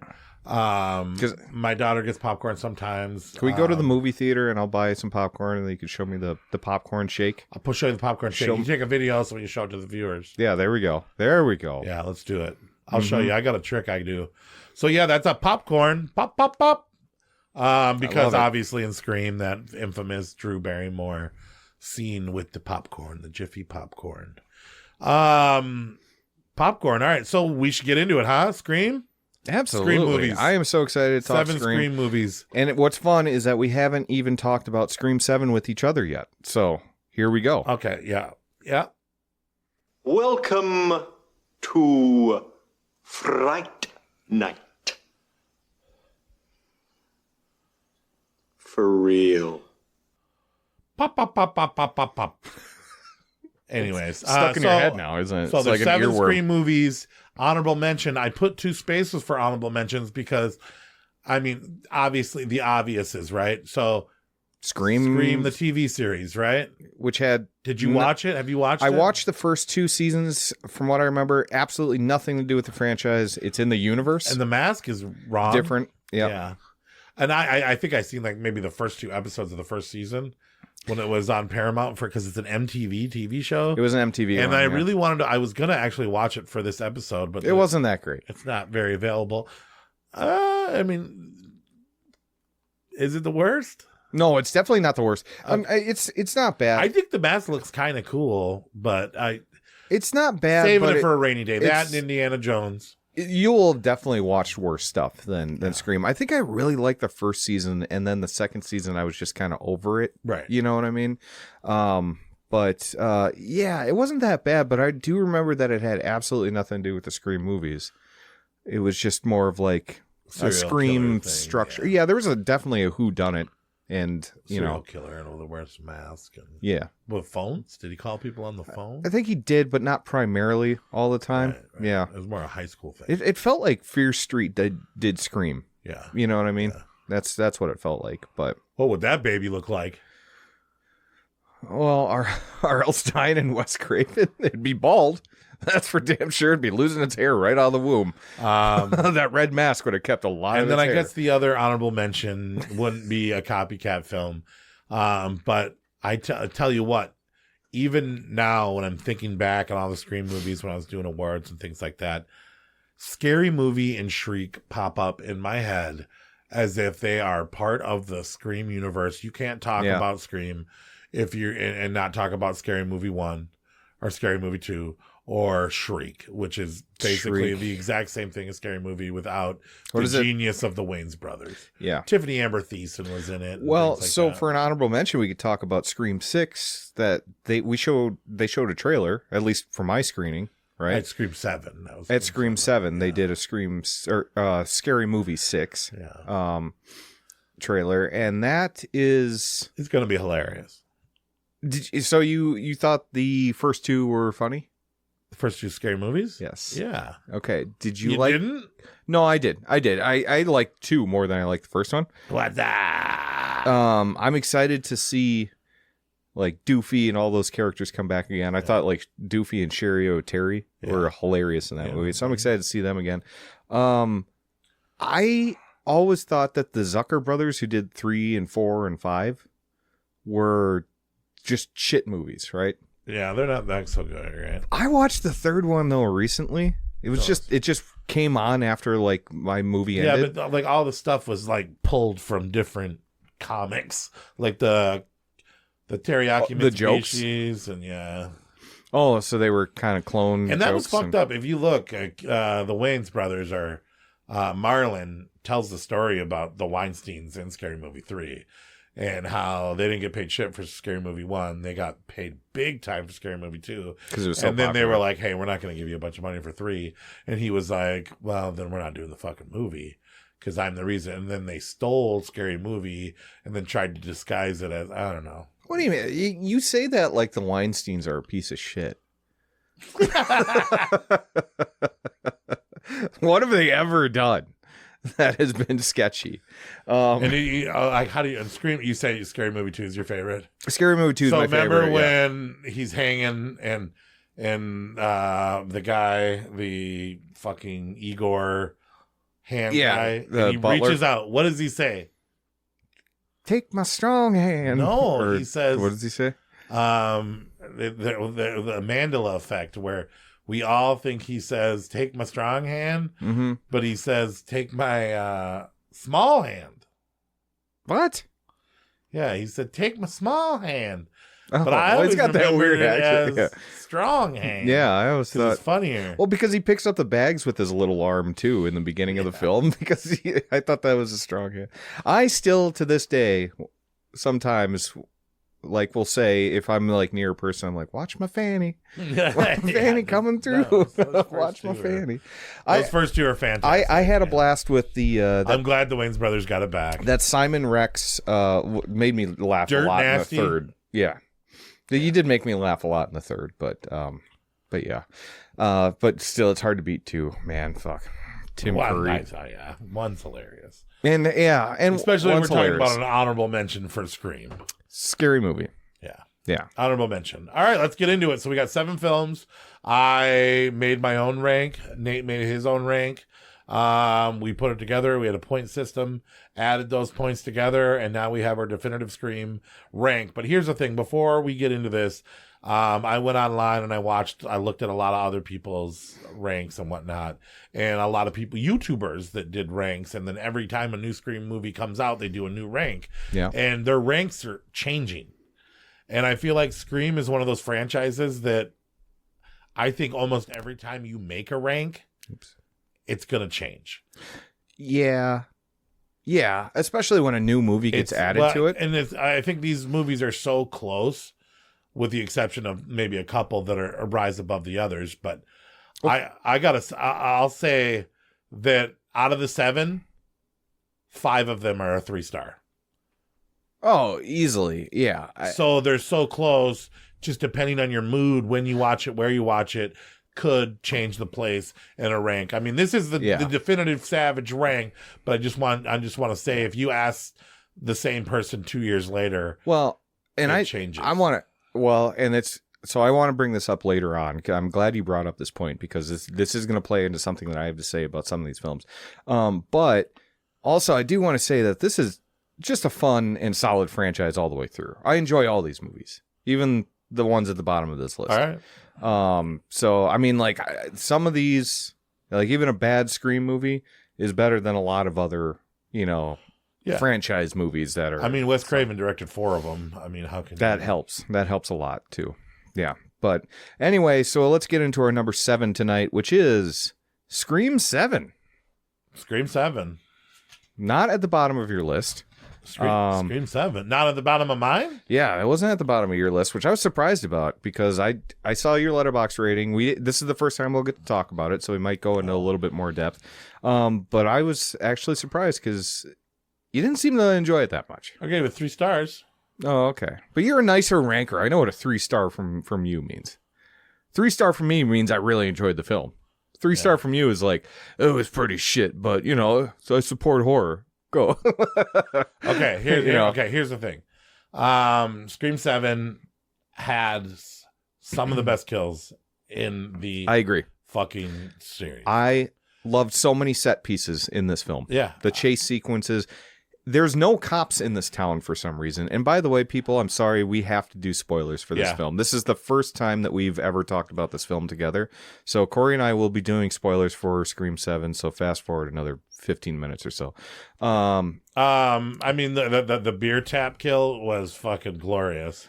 Yes. Doesn't make sense, but I loved it. Loved it. I mean, the gore was fantastic. I think Neve Campbell actually did a pretty decent, okay job. Thought she was great. The acknowledging that she has a child finally, I think was a good pull. I think the cast was pretty okay. They pulled some people in that I like to see what they exactly did with things. Yeah. The opening scene, that was basically the trailer. Yeah. Which they showed us all the kills pretty much. I didn't like that. You didn't like her getting lit on fire. I thought that was kind of cool to see Ghostface being a little bit more hardcore in that scene. He just lights her on fire. Yeah, I mean, that was okay. But it was kind of silly that it's an Airbnb model replica. An artificial intelligent Airbnb. Oh, if you're frustrated by that, then you must have really hated the return of Stu Macher. It's also it's the same monster. So they took that AI from that haunted attraction of Stu Macher's house Yeah. and they copied it, and then they made phone calls through AI. And I think about Kevin Williamson, who wrote so many fantastic fucking things. Yeah. And being like, did he use ChatGPT? This movie does seem like it's phoned in. And then doesn't for the central driving force to be AI as the enemy, I'm just so sick to death of people complaining about AI. I'm so sick to death of seeing AI. So like I'm anti and pro AI at the same time, where yes, I can see AI and I think it's ugly art. But it's also, I think it shouldn't be used for art, personally. Yeah. I think there's a time and a place for AI. Yeah. Right? Yeah. I do think it's the future of the world, and I don't want to shun it just like that. That's like, you know, I mean, we're still talking shit about, CGI. Yeah. And yeah, eventually the future is going to go forward, and AI is going to help people write things, and AI is going to polish up effects and things like that. I want it. If you can't beat it, join it, right? But also, yeah, people use. I mean, I don't know about that. I think there's a time and a place for it. I just don't think it needs to be in art forms, right? I think that's where creativity, a person's creativity, needs to blossom, whether it's music, movie, whatever, writing, anything like that. I think you should be creative and think something up on your own. Yeah. But you can't govern that, because you could literally in the prompt say, make this, trick people into thinking this isn't AI. Well, there's people getting tricked every day on the internet with AI videos. It's going to be a huge dilemma. Yeah. And we will have a cloud of shitty art while AI is learning to make art, because you can't artificially inseminate passion into art. But it's going to try for a while. Yeah. Eventually it probably will figure it out. But no, it'll figure it out. It'll keep getting better and better. I just hope that we as a society kind of govern it a little bit. You know what I mean? And, and it's one thing, I know you got to get meta and you got to talk about what's going on in horror films when you're talking about a Scream movie, because that's the whole meta approach, and how they, each Scream movie you see will take a gander at how films are being made at the current time that Scream movie is being released. Yeah. And they just leaned really heavy into the AI thing. And Stu sucked. He didn't. I thought the way that they used him sucked. I thought his performance was whack. I think that he thought what they were doing sucked. Yeah. So he phoned it in. I didn't. Or AI'd it in. Might as well really have used an AI fucking Matt Lillard. I didn't. I thought. I'm watching his performance with the camera in his face and him being super dumb. I remember thinking, fucking Quentin Tarantino's right. Yeah. Oh yeah, for sure. But I thought his performance was okay, but it didn't feel like Stu Macher. He didn't have that kind of unhinged, crazy Matthew Lillard energy. He was like a fucking shitty subdued uncle that would fart in your face. Yeah, kind of. Like a drunk uncle. That wasn't Stu Macher. No, it wasn't. Well, and it wasn't. It was Matthew Lillard. But, I first got excited because here's the thing with this. Do we want to go to the killers yet, or do we want to keep talking about? Hold on. Let's reel this back in. Okay, so we kind of went off about AI. What did you like about the film, though? The kills. The okay. Camera. I love the setting. I love the music. The town. I thought town during Halloween season or fall season was awesome. And there's that scene where like Ghostface is walking down the middle of town. Again, no police in this town whatsoever. Wow, what are you talking about? When he's literally chasing her down Main Street of the town. There was a curfew in place. I know, but don't you think police would be out? Especially when he's throwing shit through windows and causing alarms to go off. But anyway, so it's a dumb script. I will say that. So we're talking about what we don't like about it? No, we're just going to talk about what we did like about it so far. It sounded like you were talking about what you liked. I know. I know. What did you like about it? I thought Sydney was great in it, bringing back her character. It felt like a good character. What'd you think about her husband, the Joe McHale? Yeah. Nah. No. Okay. I was kind of happy. I was happy they survived. The knife wall scene was kind of good, but it was in the trailer. Yeah. The kills were really good. Tatum wasn't that great. Tatum sucked. I'm saving her character for that. I liked the kills. Okay. And All I right. liked the look of Ghostface. Yep. And I liked the music. Yeah. Yep. It wasn't bad. Very Scream soundtrack, where it was like That was like the it. score was the same, and then there was some, relative modern day music like there have been. Yeah. Okay. Now, shall we talk about what we don't like about it? Let's go for it. We've already been.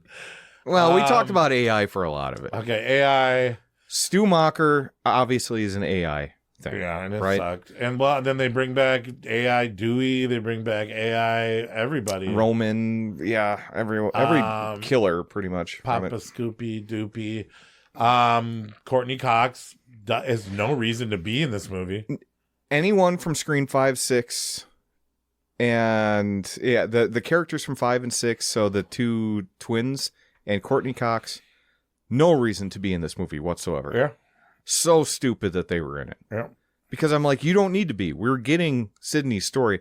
And then they sideline him. They bring him back just to do nothing. Yeah. Like, it's so pointless. Yeah, they did that. And then, because Courtney should have been dead. She should have been She dead. should have died, but she's a producer now, so she's not going to let her character die. She's the only person that's been in every single fucking movie, too. She's awful. Do people still like her? Do you still like her? I never did. You didn't like her in the first one or two? No, I actually literally in the awards I have a worst scale performance. Oh, okay.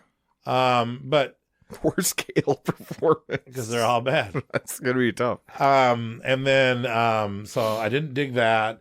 Yeah. I thought it was cool that Jamie Kennedy's sister showed up and said the suspects thing, even though it was kind of corny. Yeah, I didn't really like Gooding Jr.'s son being alive. He should be dead too. He got stabbed 30 times in the last film. We'll talk about that. And then he gets stabbed again. Yeah, and then and Left for Dead. Oh my god. Okay, the people who ended up being the Ghostface, dumb. The dumbest killers in this entire franchise. Well, there's literally scenes where Ghostface is 20 feet tall. He looks 20 feet tall, and both of the people are at least 5'8" or smaller. Well, there was 3 killers technically in this one, because the guy gets run over midway through the film by Gail. The only thing she does in the movie is kills one killer that we didn't even care about. There could have been 2 killers. Yeah. So it doesn't even matter.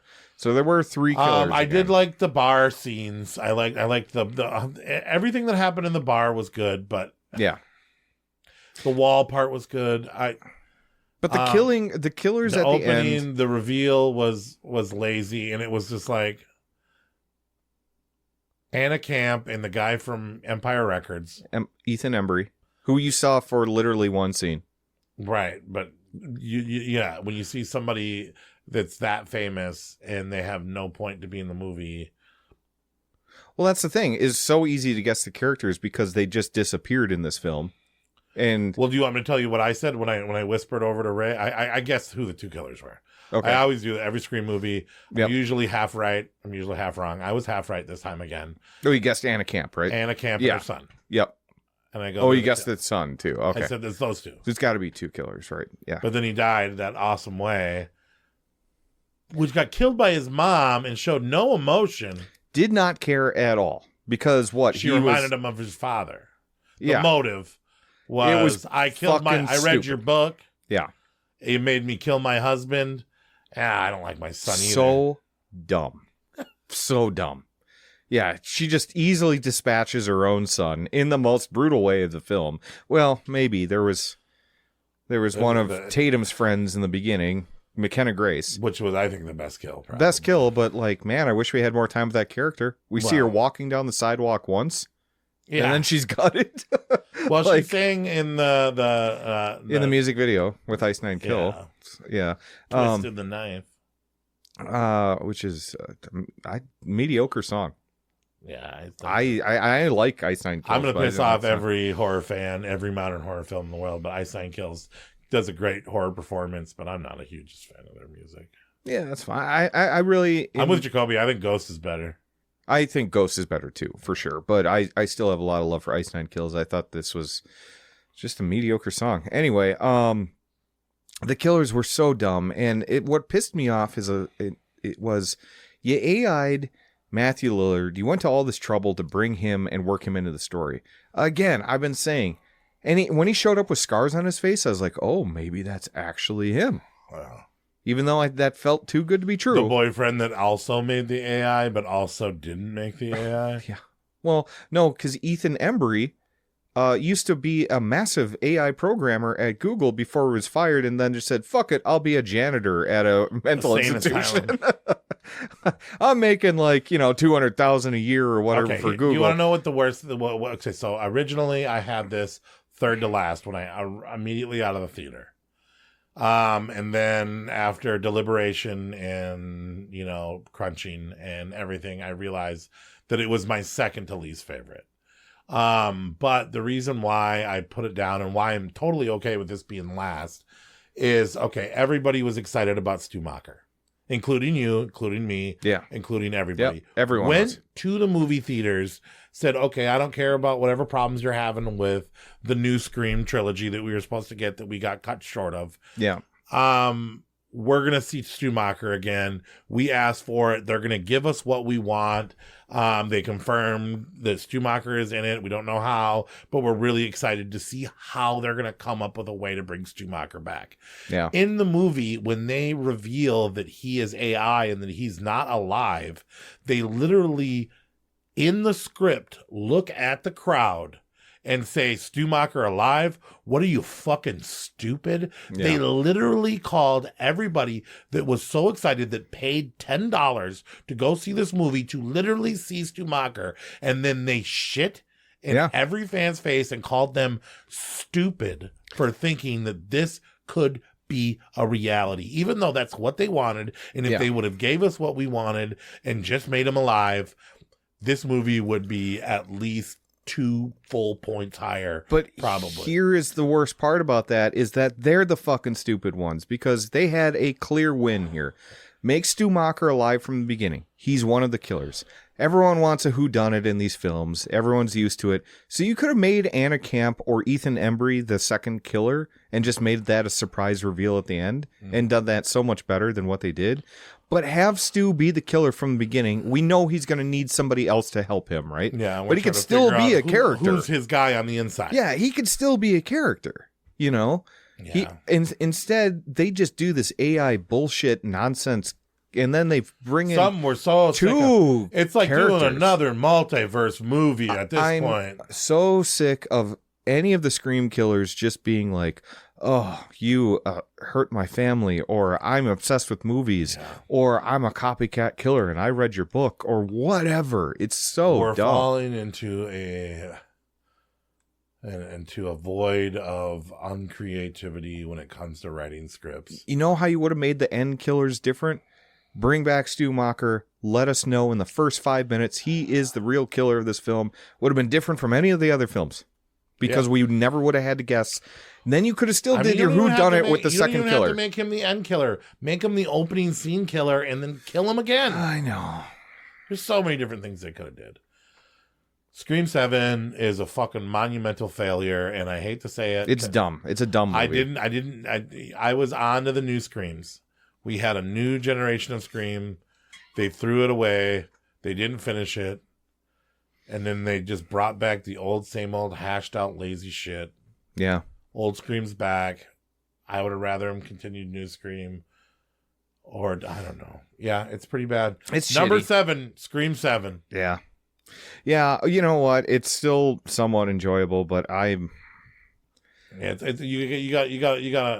you gotta let the disappointment. It was like Stranger Things finale fucking disappointing. Yeah.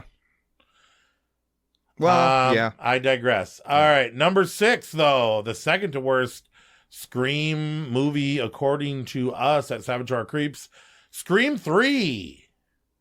And Scream 3 is weird because sometimes you watch Scream 3 and you think that you wrongly judged it because there are certain moments that are good. I actually like the Cotton Weary beginning.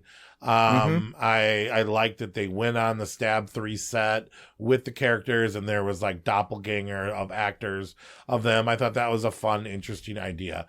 But the thing that always brings you down is that mythical voice changer where you can just type in any Joe Blow person. Whatever. Speak into the thing. Yeah, that one's super dumb. And then the suspension of disbelief.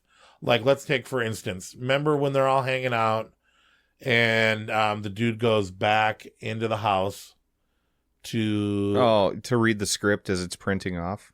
And Ghostface set up this elaborate thing that would only work if one person decided to go in.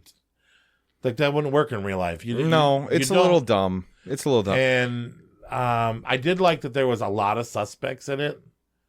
Yeah. Guessing that one was the hardest one. See, I love Scream 3. I think it's always held up for me because there's one Creed song in it doesn't make it better. No, definitely not. Definitely not this Creed song.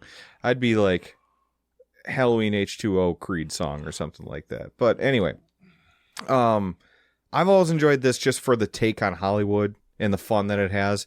It is the most comedic of all the films. You know what I mean? But I don't have a problem with that. It's the least graphic of all the films, too. It's kind of silly. You know, Dewey's getting hit in the head with a knife. You know, there's each, you know, like Courtney Cox and then what's her face? Other Courtney Cox, the one that's playing her in the Stab film. It's, you know, I Parker Posey I thought was fucking fun in this film. There's that guy from I thought she was really fun in this film. That big funny guy that voices all the cartoons. Voices all the cartoons. I'm not sure about. Yeah. Archer. Yeah, you're talking about the guy, the voice of Joe from Family Guy, and Putty from Seinfeld. Everything. He was cool in it. Yeah, the bodyguard. Yeah. Yeah. But I mean, like, his was kind of campy. It doesn't take itself too seriously, but I love that it has fun with itself still. And it does take itself it does have like a scathing review on Hollywood films, which I think is kind of funny, especially the Weinsteins when we were talking about them. Yeah, it makes fun of itself a little bit. It makes fun of itself, but it's also got Lance Henriksen as that sleazy producer who is just basically Harvey Weinstein, and Harvey Weinstein's producing this film, which is fucking weird, right? Isn't that kind of mind-blowing? What about like Maureen Prescott coming back and shit? The ghost stuff I could do without. Right. I don't need that stuff. I get why they did it, you know. It feels like more of like an spoil Scream 3? Oh, it's been out for how many years now? What about how stupid the fucking killer's motive is? The brothers. Maureen was even a bigger slut than we ever thought she was. She went and made a jungle baby. She made a Hollywood jungle baby, abandoned it, left it to fester. What's it? What do you mean jungle baby? It's a baby that you have and abandon. You leave it out in the woods for the monkeys to take care of. Oh, is that what it is? Like a Tarzan? Oh, okay. Baby? Okay. All right, sure.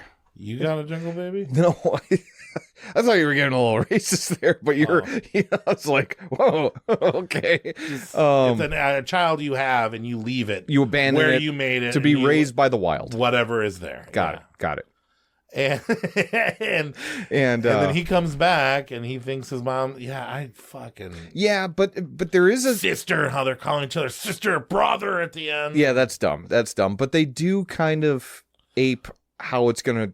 You know, in when they're talking about the rules, I mean, Randy comes back in a videotape in this one. When they talk about the rules, they say it's going to link back up to the first one. They have to do that. So it kind of gives credibility to the ending, even though he is probably the weaker killer in this franchise. You know what I mean? Soul killer. But he is a soul killer, which was different. Which I kind of liked. I do like how a director, he's like, I'm a director, baby. I'm directing this shit. Well, and he was pretty pissed throughout the entire film that his movie was going to get canceled because of all these murders, even though he's doing them. Right. But then he was promoting his own shit. Yeah. I mean, pretty much that's what he's doing, right? Yeah. So, I don't know. I've always loved it just because you have all the core characters in it still. Even Randy comes back for a little cameo. You know, and like it does. If it's older, so I like it for that fact. But I do when I'm watching this movie, out of all the movies, I mean, maybe the newer one, it's hard to tell how many times I reacted because I only watched it once. But I was like, yeah, this movie made me. Sure. Yeah, this like, was the last on your list, right? That jerk off motion. Yeah, sure. You were just pantomiming jerking off this entire film. Dude. Fuck that. Please tell me you weren't watching it with Ray. Dude. She's like, Dad, stop. Stop pretending to jerk off again. Awful. You're throwing invisible semen throughout your apartment. That's how I felt watching Yeah, this movie. I don't know, man. Like I said, there are some good ideas. And then, like, Jay and Silent Bob are in this movie. Yeah, I mean, it's definitely... Wes Craven's in it, right? Wes Craven directed it. He's in it. No, but isn't he? He's in it. Cameo? Yeah, he makes a cameo. That was cool, but... Carrie Fisher makes a cameo. I mean, like, it's just fun for people that just love to pick on Hollywood. Might as well not had Wes Craven direct it and had Kevin Smith direct it. I don't know. I think he has fun with this I feel like film. Kevin Smith was back there with him. He might have been. It does feel like this is the most comedic Kevin Smith of all the was sitting films, next for to sure. Wes Craven. I don't know. I just always had an affection for this movie. It's silly. It's silly though. If I watch it on its own, I'm like, yeah, this movie's pretty good. But when I watch them together, it feels like one of the worst. Yeah. I could see that changing though. I could see that changing. Yeah, That's I was the weird actually. thing about I this thought this was going to be at the bottom of your list. I didn't think it was going to be the very bottom of your list. That's why you put it at the top of yours. I put it at number 4, which I stand by. I stand by. Well, I got reasons why it beat out some of the other ones too that we'll get to when we get to them. But let's get into it. Number 5, Scream film. Scream 5 cream. Can I say? Yeah. 5 cream. Scream 5. Yeah. Scream 5. Don't fucking call the thing Scream. And I know that they made fun of it in the movie when they were like, it's not Stab. Mm-hmm. It's Stab 7 or whatever the fuck they said it was. Yep.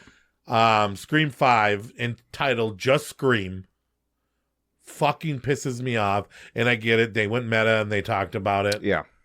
I still don't fucking forgive them. It's Scream fucking 5.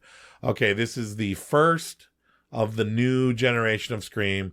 We get our Jenna Ortega. She answers the phone. She lives. I'm okay with that, I guess. It was different, right? Because usually the girl in the beginning dies. I didn't want it to be different, but it was different. But it's Jenna Ortega. It's Jenna Ortega, and she is the best actor in this film. 100%. Yeah. She is the only person that is magnetic that you're really rooting for, including old characters. I'm sorry. I was rooting for Dewey. You were probably rooting for Quaid. No, this is my biggest problem with Scream 5 is the final reveal of the killers. But anyway, go on. What about Quaid's performance? This was like his breakout film of nepotism. It was meh. He's the same guy in every movie. He is the same guy in every movie. Same guy in The Boys. You can't same trust guy. him. Well, you can guy. trust him in The Boys, but you can't trust him for now. Yeah, who knows? Who knows? Who knows? So Scream 5 comes through, and it's a new era. Wes Craven is dead. We get a new cast. We get new main characters. We bring the legacy characters back, but they're not the main characters, not by a long shot. She gets taught by the old legendary characters, Cox and Nev Campbell, who I find absolutely fucking annoying in this film. I would have liked them not even to be a part of it and let some people learn. It was the passing. They could read of a the newspaper torch. or something. Yeah, but, it was the passing. Of the torch. That's fine. They passed the torch. We find out. One of my favorite characters in all of the Scream franchise is Jamie Kennedy, and these replacements they got for him: Cuba Gooding Jr.'s son, and the lesbian chick from Yellow Jackets, who is. I'm not talking shit about lesbians, but she played it wrong. What, her character? Yeah, wasn't she like annoyingly lesbian? Oh, yeah, I don't know. I like how that they did progress her but... character to get a little bit better. But you could tell that it was just like, oh, we have 2 Randys now, not just one. Yeah, you know what I mean? She's Randy and he's... Yeah, I get it. But they kept them pretty close. I don't know. Cuba Gooding Jr.'s son was likable enough, I guess. Mason Gooding, I think his name is. Because you love him. I think he's a. You love that Hard Valentine's Day Hard Eyes, fucking movie. I think he's a decent actor, and I thought that Jasmine Savoy Brown is the actor that you were talking about. Yeah. I thought she was okay. I couldn't give a fuck really about them. I was more enthralled with Jenna Ortega and Melissa Barrera's characters. I thought Melissa Barrera didn't do great in this 5. But I don't know. They bring back the ghost of Billy Loomis, pretty much, which arguably they shot in her all head. of his parts in. I guess he was on set for an hour and a half. They did all of his fucking scenes. Makes sense. He's only got like a few lines, right? And they were like, you know what? He looks young. Let's not de-age him. I thought they did de-age him. I guess they didn't a lot because they thought he looked so young, but I think he looks old as dirt. I wouldn't say old as dirt. Poor Skeet Ulrich. He hears this. He's like, oh, man. No, I don't think I'm sure he doesn't look like fucking 18-year-old Billy Loomis. Yeah. I'll tell you that much. So he doesn't look like the ghost of Billy Loomis. No, unless it's like one of those ghosts that come back in American Werewolf in London, where they keep coming back rotted when they're like more and more. So in Scream 1, Billy Loomis was so horny, and you could tell that he was truly horny. Oh, that was part of the reason why he's a killer, because he was too horny. And the whole Maureen Prescott You're telling thing. me he was having sex with a Melissa Barrera looking Latino girl the whole time? So you're taking away his whole motive. His whole motive in Scream 1 is because he was horny. Well, his whole motive was because his dad was too horny. Yeah. And now he's so horny, he's crazy. Yeah.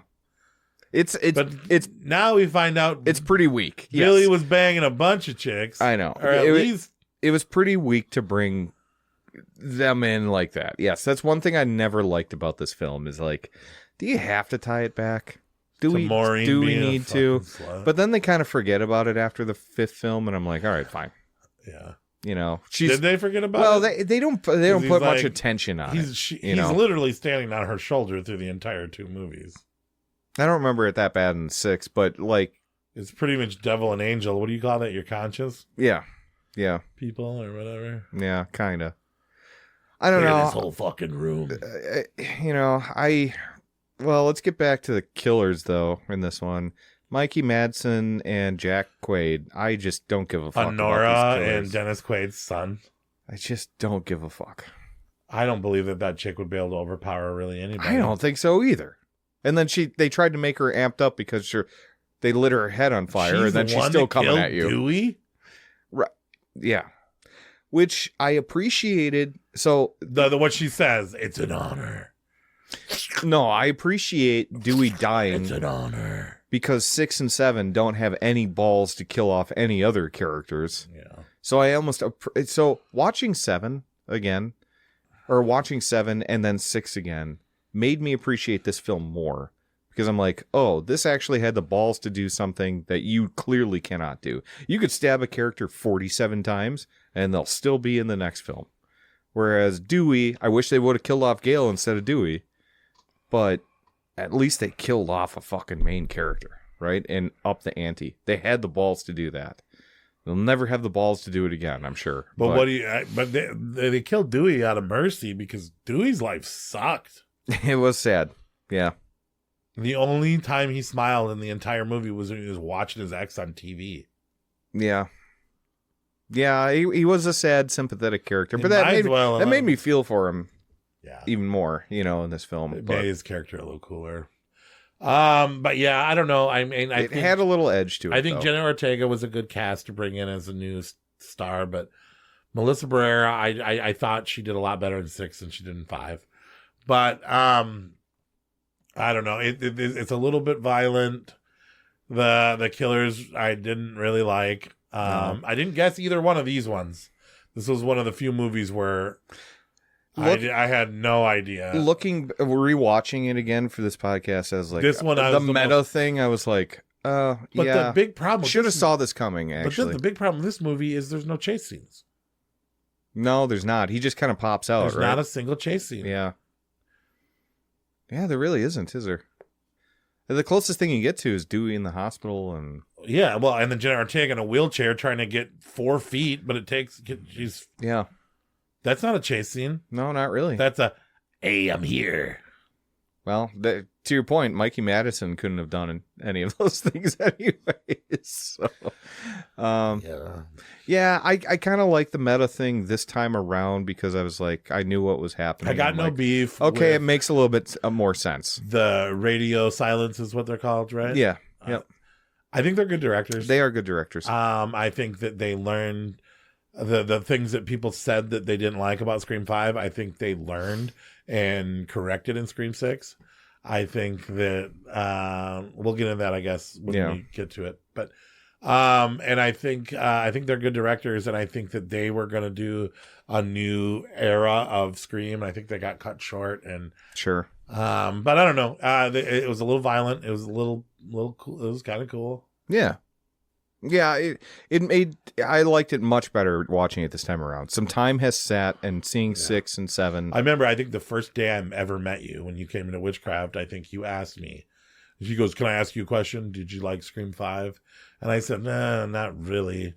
And you were like, "I fucking hated it." I did. I remember really hating it. Like, when it I first think one of came my out. first things I ever heard you say was that you fucking hate this movie. Yeah, we bonded over trauma, and then I hated Scream 5. Yeah, I mean, I said not really, but I didn't really have true beef against it. No. Time has been kind to it, though. I think it's a better sequel. This actually jumped up over the next film, which was surprising to me because I like when the next film that we're going to talk Number about 4, Scream 6. Scream 6. I like Scream 6 a lot better than 5 when it first came out. And then I still like 6 better than 5. I think I love New York. They should have called it Ghostface Goes to New York. Yeah, Ghostface Takes Manhattan. Yeah. And they have the cover art that copies it, which is cool. And I loved the withered mask. Yes, I did too. I'm surprised I'm saying this, but I loved Ghostface with a shotgun in the bodega. Yeah, hell yeah, dude! I love that scene. Next level. Yep. I was like, is this? You know how I want supernatural Ghostface. I want him to become like Jason. Sure. That felt the closest to it you've ever seen because he was an unstoppable, fearless Ghostface. This, I love the train scene. Was the meanest Ghostface. He wasn't tripping over fucking things. No, he was not clumsy. Yep. Dopey. Yeah. You could tell he wasn't a teen. He might have been a teen in that. It might have been. But I think in the bodega it was. Yeah. It was definitely the cop. The adult man. Yep. Because he was moving and he knew his way around that fucking gun. Yes, he did. And he took that fucking. But I love that bodega scene. I loved the angst of Jenna Ortega. I think she's better than Neve Campbell, dude. Yeah. If you would have gave her a few more screams, you might have been able to see that too. But I'd say give her own franchise. She's earned it. Like with Scream? She doesn't need to take the mantle from Scream, but she joined Beetlejuice. She joined Addams Family. She's now about to join Jeepers Creepers. They're making another one? Jeepers Creepers 5. What are they rebooting it? Jenna Ortega and Anna Taylor-Joy. No way. No way. That sounds too good to be true. All right, tell me what you liked about 6. Keep going on this while I look this up. I gotta call bullshit here. I liked the ladder scene a lot. I felt like I loved the bait and switch at the beginning. First of all, the opening scene has Samara Weaving speaking in her true New Zealand fucking accent as the film critic that gets lured out into the alleyway and gets stabbed up. I thought that was violent and awesome. Granted, it would have been nicer to see Samara Weaving as a bigger character, but it's still cool to see. But it felt like a Drew Barrymore type of thing when no one thought she was going to die. It was like, yes, yes, yes. There is nothing out there about Jeepers Creepers with her and Anya Taylor-Joy. No. Nothing in pre-production, nothing. All right, you tell me what you think about Scream 6 and I'll find Okay, I agree with you. I think the setting in New York was totally refreshing. There's a lot of good set pieces. You got the ladder scene. You got the subway scene. You have the bodega scene where he's got the shotgun. I loved it. Absolutely love that stuff. I think the relationship between Tara and her sister, Melissa Barrera and Jenna Ortega, I think that's getting stronger. I think I like the twins are back in this one again. I like them more in this one than I did 5. Yeah, they're more likable. They're getting better. Yeah. Almost every movie. All the characters were getting better in this but they're becoming more and more pointless. I actually like the Gale stuff. You probably liked it when he kissed Jenna Ortega, didn't you? Kinda. Yeah, I did. I was rooting for him. I was like, yeah, hard eyes, baby. As of March 2026, rumors suggest Jenna Ortega is being considered for the lead role in new Jeepers Creepers film, possibly titled Jeepers Creepers New Blood. These reports are currently unconfirmed and circulating on social media regarding potential of 2026. Okay, so someone made an AI poster. Rumored to play or Anya Taylor-Joy. Anya Taylor-Joy plays the creeper. Well, Jenna Ortega, Anya Taylor-Joy, genre horror, Jeepers Creepers 2020. There's no way. March 2nd. You know what they say about stories that are too good to be true, right? Yeah. But I didn't put it in the news section because I didn't know if it was really that. But I do love it. Unfortunately, Scream 6 comes apart at the end for me. And it's that's too why violent. It's so dumb. Is it that dumb? Yeah. It's not that dumb. The killers? The Act 3 is where it all falls apart for me. But they started doing that in Scream 3. Every act. You're telling me that anything after Thank you. 2... You just proved my point. You just proved my point. Because I've fucking seen this so many fucking times before. Give me new reasons why we're doing this, right? It was this family. This for Dennis Quaid's son. We're doing this like, oh, we got 3 killers now. Yeah, we're doing this for Dennis Quaid's son. Which is the same motive as 2, right? You got Billy Loomis's mom. But hey, this time they killed one of the ghost faces in front of you, so you pulled her off as a suspect. They tricked me there. They did not trick me. I remember sitting in the theater going like, we didn't see her die really that well. When you see people die, that's a problem. When you see people die in the Scream movies, you see them die.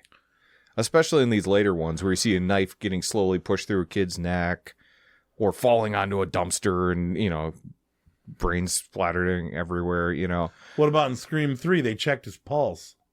That's a big plot hole. I did catch that this time around. Yeah. Doesn't Gale check his pulse? And it's like, he's dead. Oh, yeah. That is bad because that is fucked up. This isn't the first time they killed somebody. Well, she's not a doctor. She's a reporter. Okay. But yeah, I didn't even mind Gale in this one if she would have died. Yeah, I think that would have been a great death for her. That would have been a fucking awesome death. That was a great scene. She didn't care about her boyfriend dying. She didn't have time to, but he fucking died. Like he's getting launched through the walls of shit. Beat up by a girl. That one was. You're telling me that dude was 6'5". Yeah. Oh, and he gets yanked. Didn't he have a gun? Well, she had the gun in the bedroom. He had a weapon though, or something. Yeah. Well, he gets yanked, doesn't he? Isn't he like walking by and gets yanked? Guy is a sissy. Yeah. Yeah. Then he gets launched through a wall or whatever that weird Art Deco thing is. But yeah, I mean, I guess I don't care. I give the cop a pass because he did give one of the most brutal performances, one of the strongest Ghostface we ever had. I like that. Yes, I agree with that. He brought some intensity. I don't give a fuck about his kids though. Right. Well, and yeah, Quinn. I mean, do people really give that much of a fuck about their siblings these days in America? Doesn't seem like it, or their kids really. Yeah, I don't know. Because remember their main motivation. There was no way they were going to get away with that. No, I don't know how they could have. Especially with. Did you think the killer was Hayden Panettiere? No. You knew it wasn't Kirby the whole time. There's another thing. I didn't give a fuck about Kirby coming back. Did you in this one? Well, I mean, I like to see her back. I thought she did great. I mean, I know they left it ambiguous in 4 if she died or not. She was pretty much dead. But did anyone really give a shit about Kirby coming back? I thought it was cool that they brought her back. They brought her back as a fucking a cop. but it wasn't just a cop. It was like an FBI. She was FBI. So she went, when her wounds healed in 4, she immediately went to the academy, dude. She's like, I'm climbing the ranks in 10 years. You can get up. You can move forward by being a victim. Oh, okay. Well, let me submit my Affirmative application. action puts women in detective roles nowadays. This is your hot take of the episode. We're advancing women to FBI. What did you think about the kill room, the scream room with... I thought it was... They had the TV, they had all the masks. I think it was improbable, but I liked the setting.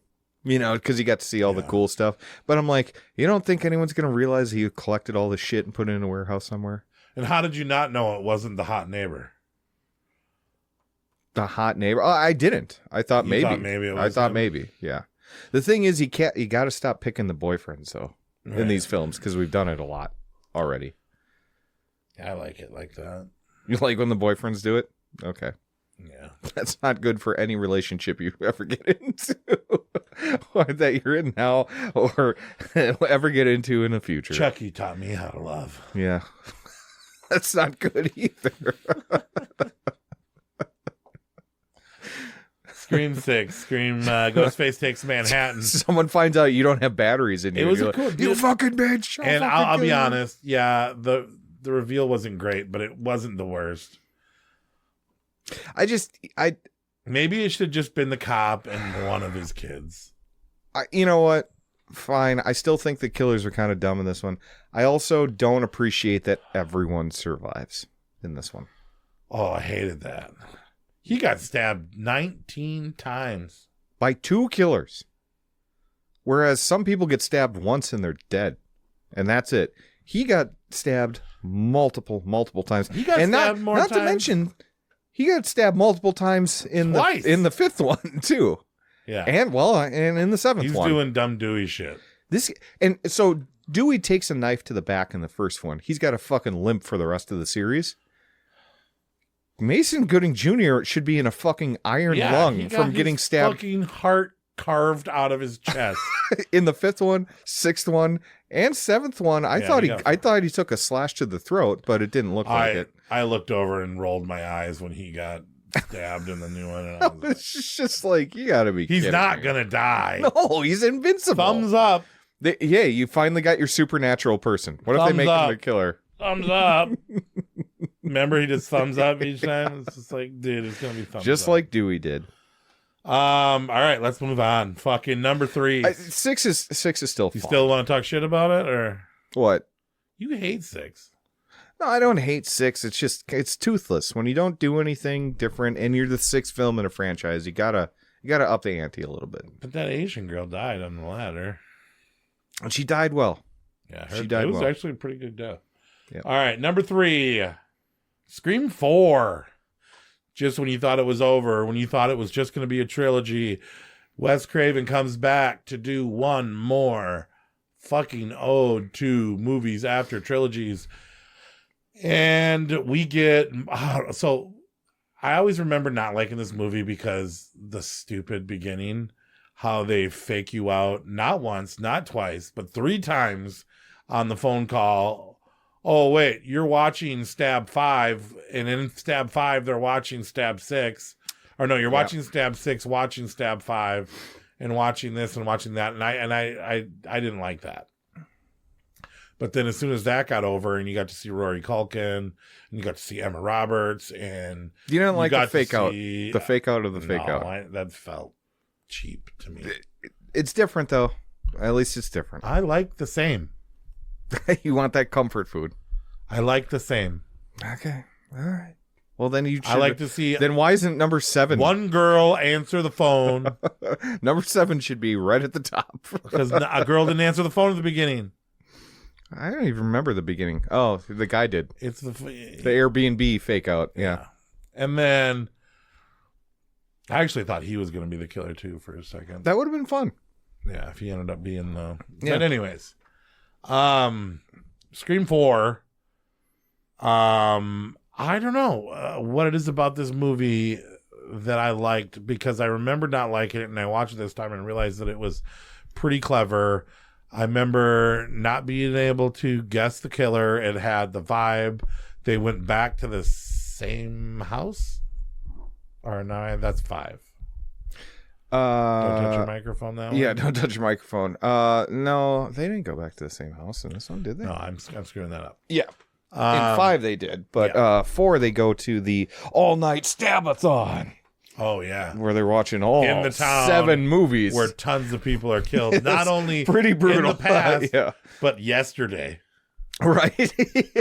They're celebrating that. They're actively celebrating it, yeah. And Gail's in there wearing a ghost face mask, filming the kids. Which is bad taste for Gail. Come on, Gail. I was Judy. You get Deputy Judy. Deputy Judy's in this one, and it's kind of a red herring. Making lemon squares. They bring her back in the 5th one. Yeah. If I was Nev Campbell's character, I would never go back to Woodsboro either. No. The ghost I'm faces surprised she on the did, street actually. lights and But the this one was. parties and the stab-a-thons. I really enjoyed, like, this felt like a good old fashioned Scream movie. You really wanted to be that kid that wore the live feed on his head, right? Yeah, that would have been me in high school. Yeah. I'm videotaping my entire life. Yeah. But no, it was fun to see the characters back again, you know, and doing this stuff.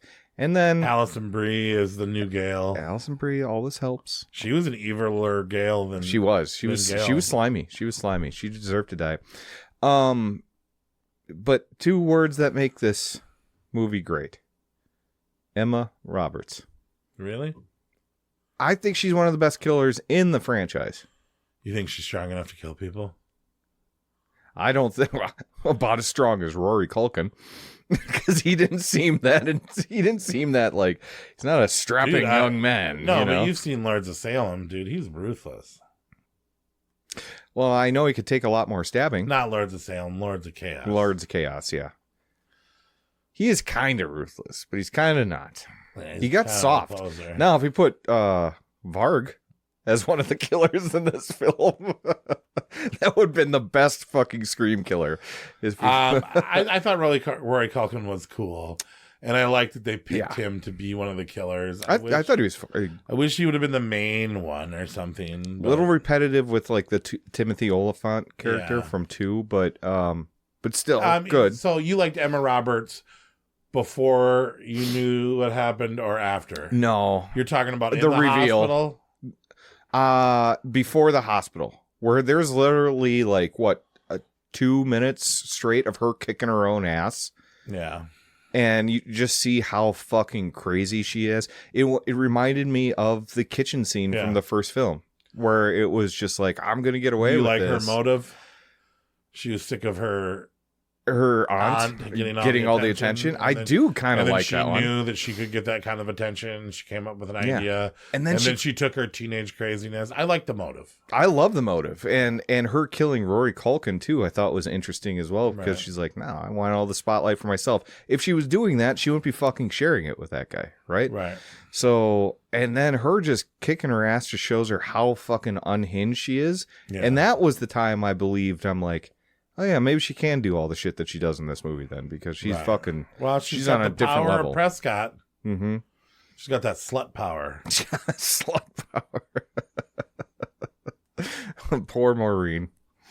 Just had one good night. Poor Maureen. Well, maybe not, but anyway. That bitch was spreading her legs all over town.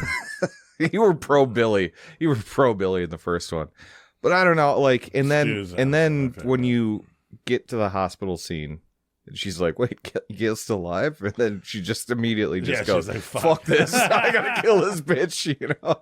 Well, nothing would work. I love it. I think she's one of the best killers in the franchise. I really do.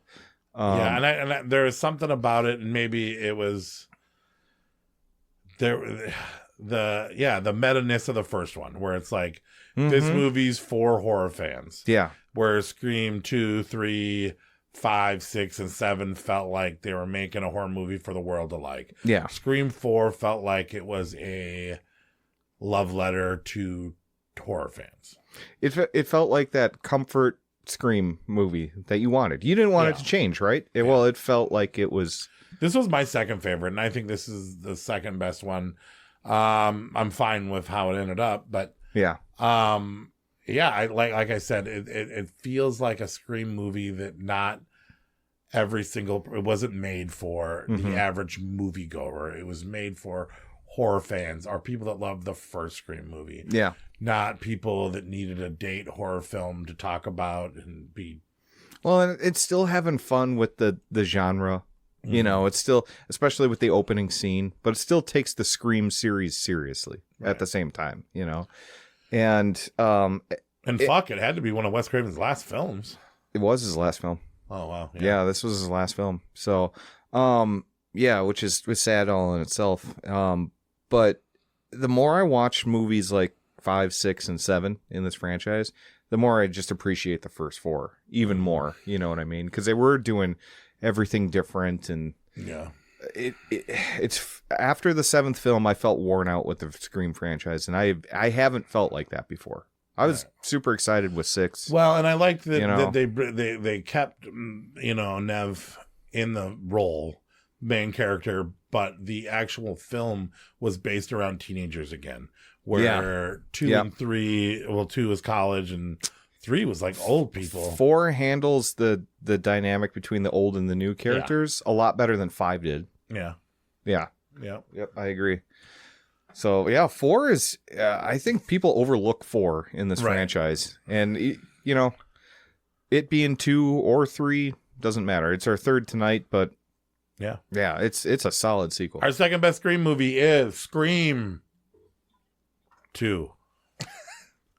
Hey, there is a small following out there that puts Scream 2 at number 1. I saw a couple of them today, and did you? Oh.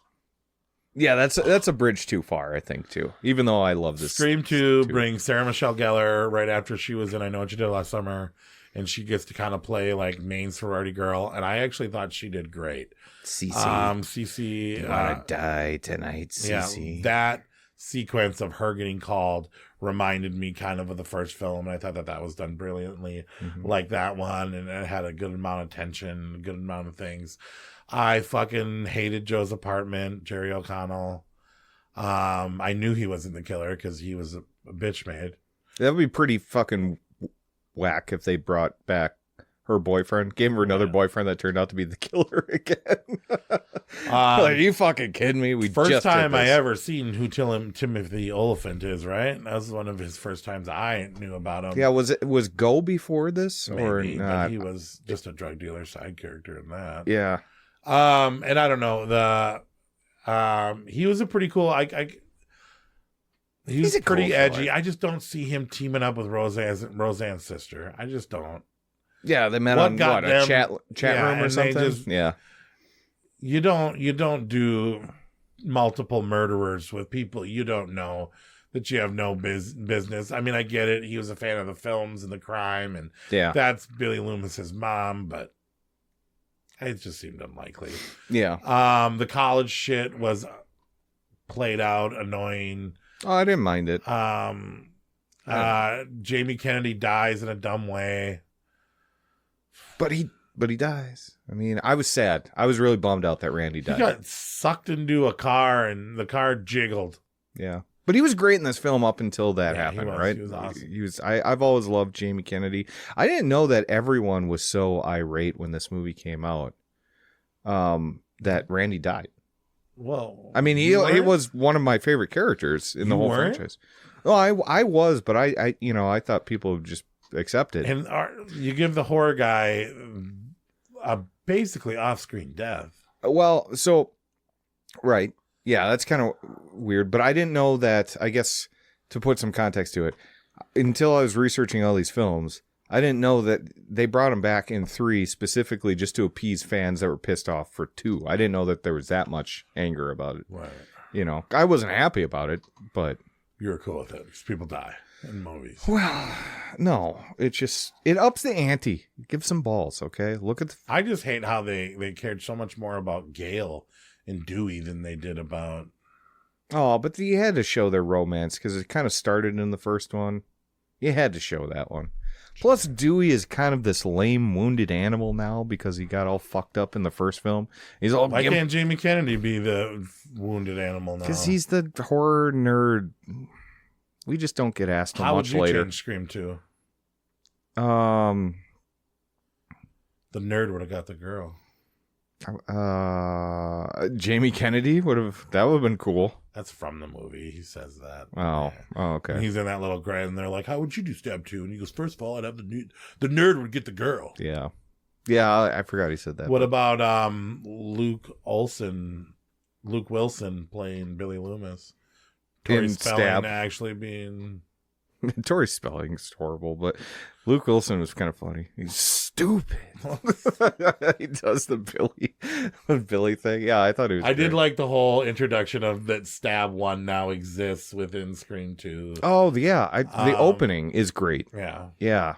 Well, I do like it. It's fun. First of all, I want to go to see a horror movie that's popular where everyone has got that same excitement. It happened.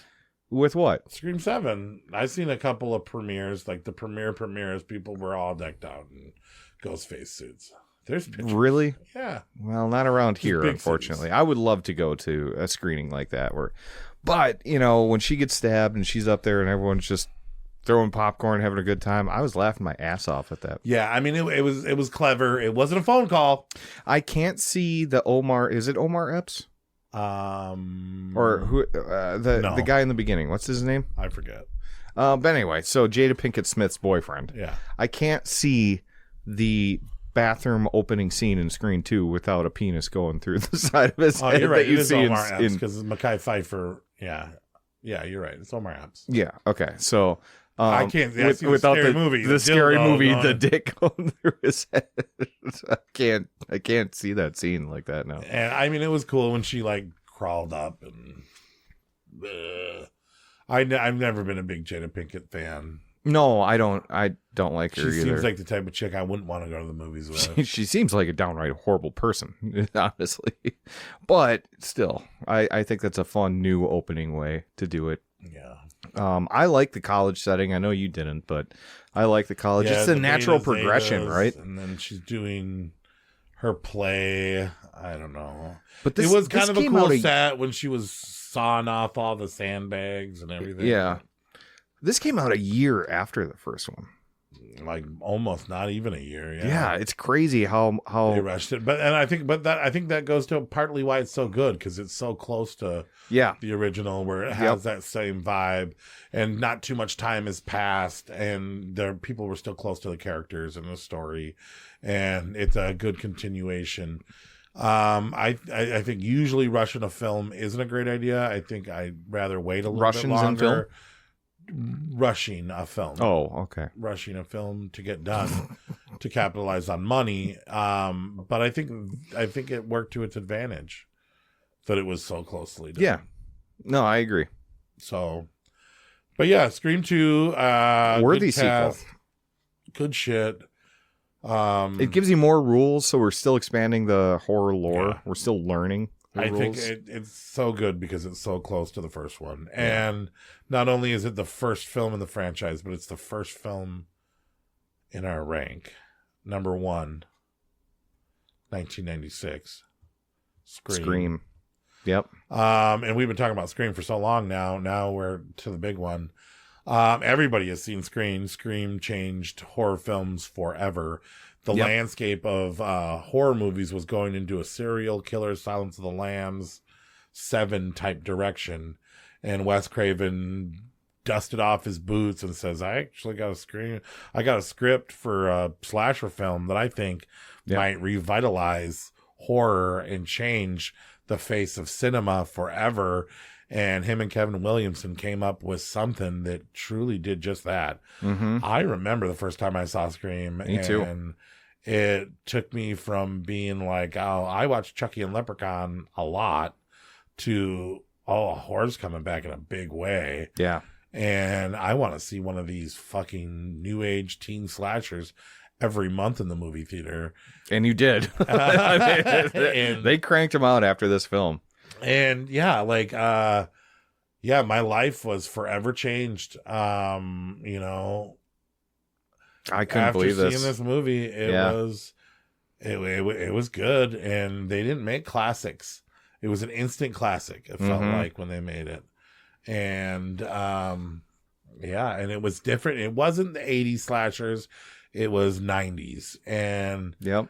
nobody did it in the 10s, really. And They or in the 2000s. I remember going over to my neighbor's house and they rented this on pay-per-view. Oh, yeah. Off of cable, and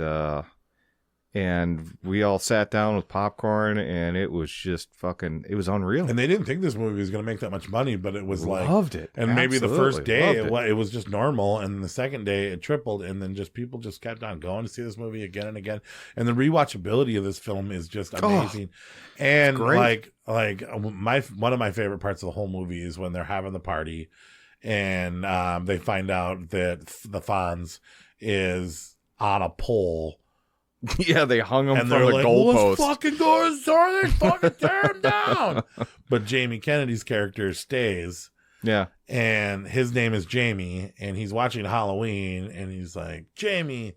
Oh, his name's Randy. Well, but his real name's Oh, Jamie. yes. And he's like, Jamie, behind you. Behind you, as the killer's coming up on him. Jamie, just look behind you. And yeah, this movie was so smart on so many different levels. I mean, first of all, it told a good slasher story. Second of all, it was like, we all know what we've seen with horror movies before. We don't need to hide that. We don't need to pretend we're doing something different.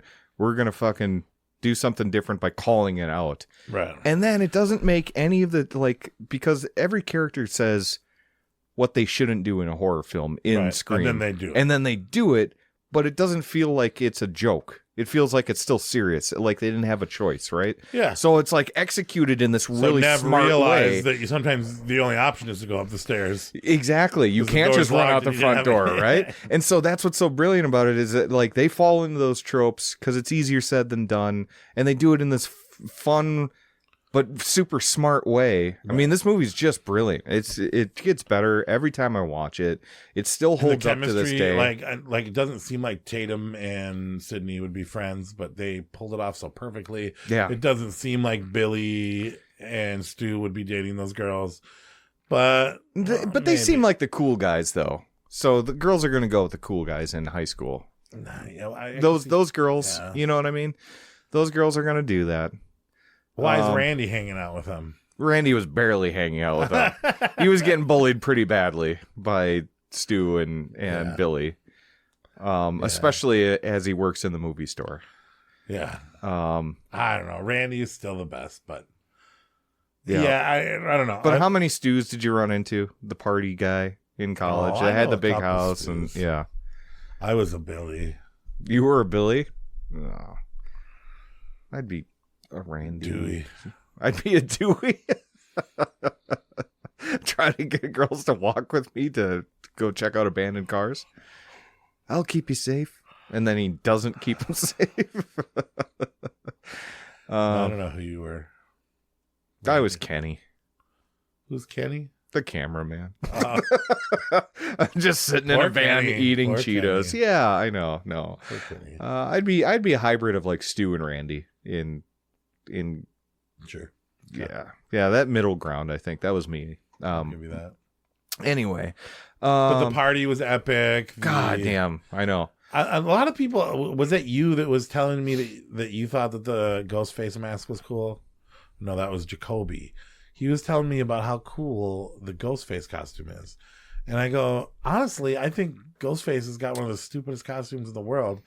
But that's the point, that it's the cheapest fucking mask. You got it at the at the Five and Dime store down the road. It's a $5 mask. Yeah. It's a $5 cake. Anyone could be Ghostface. That's what the beauty is of it. And it's super manufactured. And I've always hated the way Ghostface looks. I always wish that he had a better look. Well, his cape is kind of sparkly at times. Well, and you notice that, when right? it's daytime, but yeah, it's kind of sparkly. I don't mind the mask. I'm looking at that popcorn bucket up there now, and we got Scream popcorn bucket in the studio, and I like the Scream face, but I mean, yeah, is it as iconic as a hockey mask? But I think what's most important is that it hides the identity. It's such a big. But you're right. It's something that anyone could have bought anywhere, especially around Halloween or anything like that. So, and that's the problem. And that's what we see in the beginning of the second one. And I tried hundreds of ghost faces. When I look back at Scream and everybody's like, oh, my favorite movie Scream or The Conjuring, or it's one of those like everybody loves Scream so much. So I try not to love it as much. And I always look back and I'm like, yeah, Scream isn't that great. But then when I do put it in, I get fully 30 years have passed now, and nostalgia and fucking cinema. Like, dude, Wes Craven nailed it. Yeah. I mean, he didn't make the script. Kevin Williamson deserves credit for that. But he brought it to life, man. Wes Craven nailed this. He did. Especially manifesting that youth. The youth of that time of the 90s, of the late 90s, the way kids were, even though they did look a little bit older than 18, but yeah, that's a typical horror movie trope. But you gotta remember now, like if someone says Scream's my favorite movie, it's fucking 30 years old now at this point. This is a horror classic now. Mm-hmm. It's getting there. We're just getting older, unfortunately. But I mean, when you see someone that comes in at the bar or something like that, right? And they're 22 and they say, my favorite horror movie 30 is years Scream. ago. So when we were 12, this would be, so a 12-year-old watching Scream right now would be like us at 12 watching a movie from 1975. Halloween was one of my favorites. It's really no different. Well, you know? It's really no different back then now. It is, yeah. It's just because we grew up with it. Yeah. You know? But now it's just kind of like, yeah, isn't that nuts to think about? Screams are Halloween or something like that back in the day? Now their Halloween is Scream. Yeah, for and sure. Halloween to them is like Frankenstein, bro. I know. Good God. Oh, I know. Ray watching Halloween is like when we watched fucking Dracula. Ray watching Halloween. You can't stop the clock. Is you like really can't us stop watching the clock. Fucking Dracula. I know. That's crazy to think about, but it's 100% accurate. That's a whole thing. Oh God, that's an old movie. I remember when I watched Frankenstein, I was like, "This is an old movie," but yeah, I mean, obviously, but yeah, that's probably what it's like, though. Son of a bitch. Yeah. So you're. So I. This is a 5-star Billy, movie. Yours too. It's a 5-star for me. It's great. The end, the comedic way. So Matthew Lillard did really great most of the time, but there was a couple parts where I don't Lillard think he overacted. Did he? Okay, was he great or was he just owning that character? I think there's a difference. He wasn't. It's not like he was ever gonna. He was never gonna get a fucking Academy Award for this. Keenan was like, "It's a Scream, baby. It's a Scream, baby." Yeah, he's got that list. He's got that list. You hit me with the phone, you dick. Yeah, it is. I think funny. that one worked. Oh, my mom's gonna be so mad at me. But yeah, I don't know how hard it would be to actually stab each other, and I don't know. In the 90s, probably would have thought I could have got away with this too. I believe it. Horny dudes, man. I mean, they had a good plan. It kind of seemed sound. Yeah. Because if they would have killed the dad, nowadays it wouldn't work. There's too much. They should have killed the dad first, because I still think they're going to get a little woozy after they've stabbed each other. You know, they're going to get lazy. They're going to fuck something up. But it might have worked. It might have not. It would be nice to see an alternate ending where shit didn't go awry. But yeah, you wanted them to win, Stu and Billy. Yeah, I like movies that the bad guy wins. Invert your expectations. That would be something. Wins. Hey, Scream 8's gonna come out. Maybe they just kill off Sydney and Gail and do it. They just ride off into the sunset. Do it. The consistency of this series is pretty good. Like for quality and is good. I mean, I know we shit on some things tonight, but I still think that's what we do. This is still a great franchise. Well, we can't all be positive. Every movie's great. It's fantastic. It's a Scream, baby. Yeah, no, you got to have something. 7 did piss me off, but I still think it's better than a lot of horror sequels what than we time get. will do to it. Who knows? Yeah, that's true. Because for some reason, I like 5 more than I like 6 this time around. For some reason, I think that this one might be the most dated one I actually think time might not be forgivable about it with all that AI stupid shit. But we have You're to wait talking and about see. 7? Yeah. Yeah. All right, let's recap at our number 7. Scream 7. 7. Our number 6, Scream 3.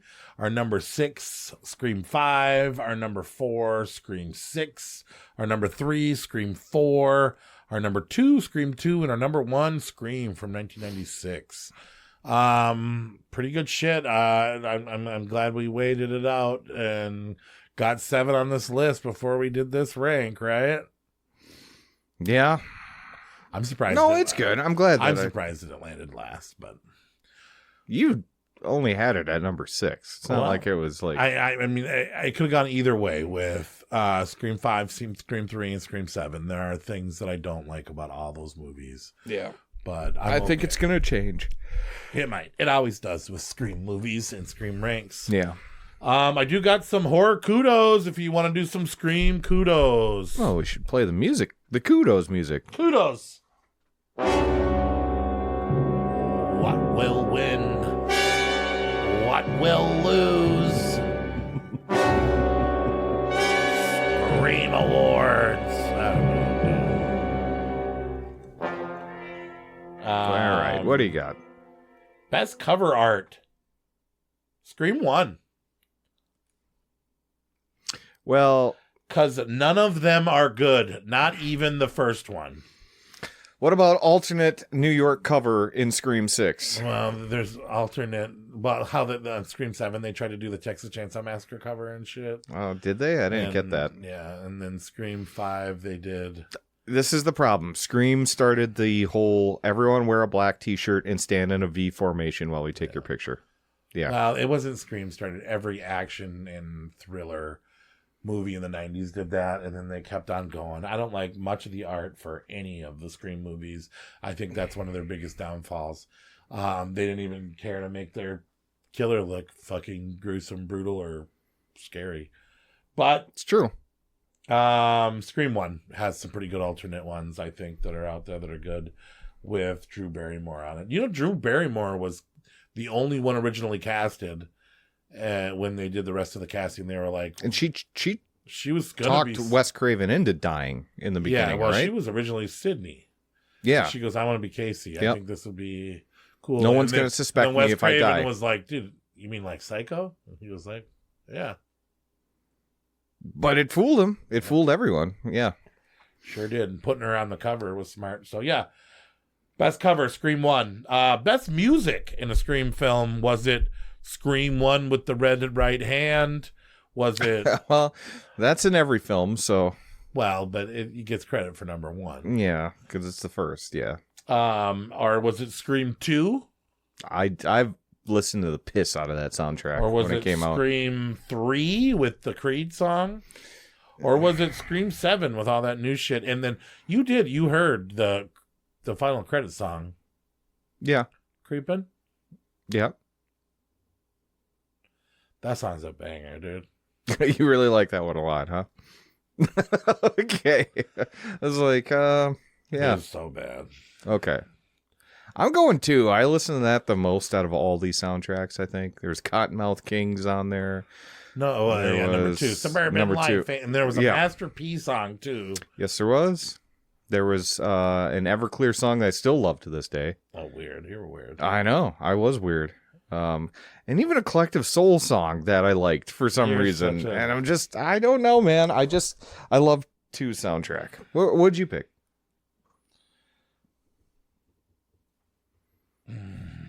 Wait and Bleed was on the soundtrack for Scream 4. Okay. Hey, you didn't even say Scream 4. You didn't even give that as an option, though. You son of a bitch.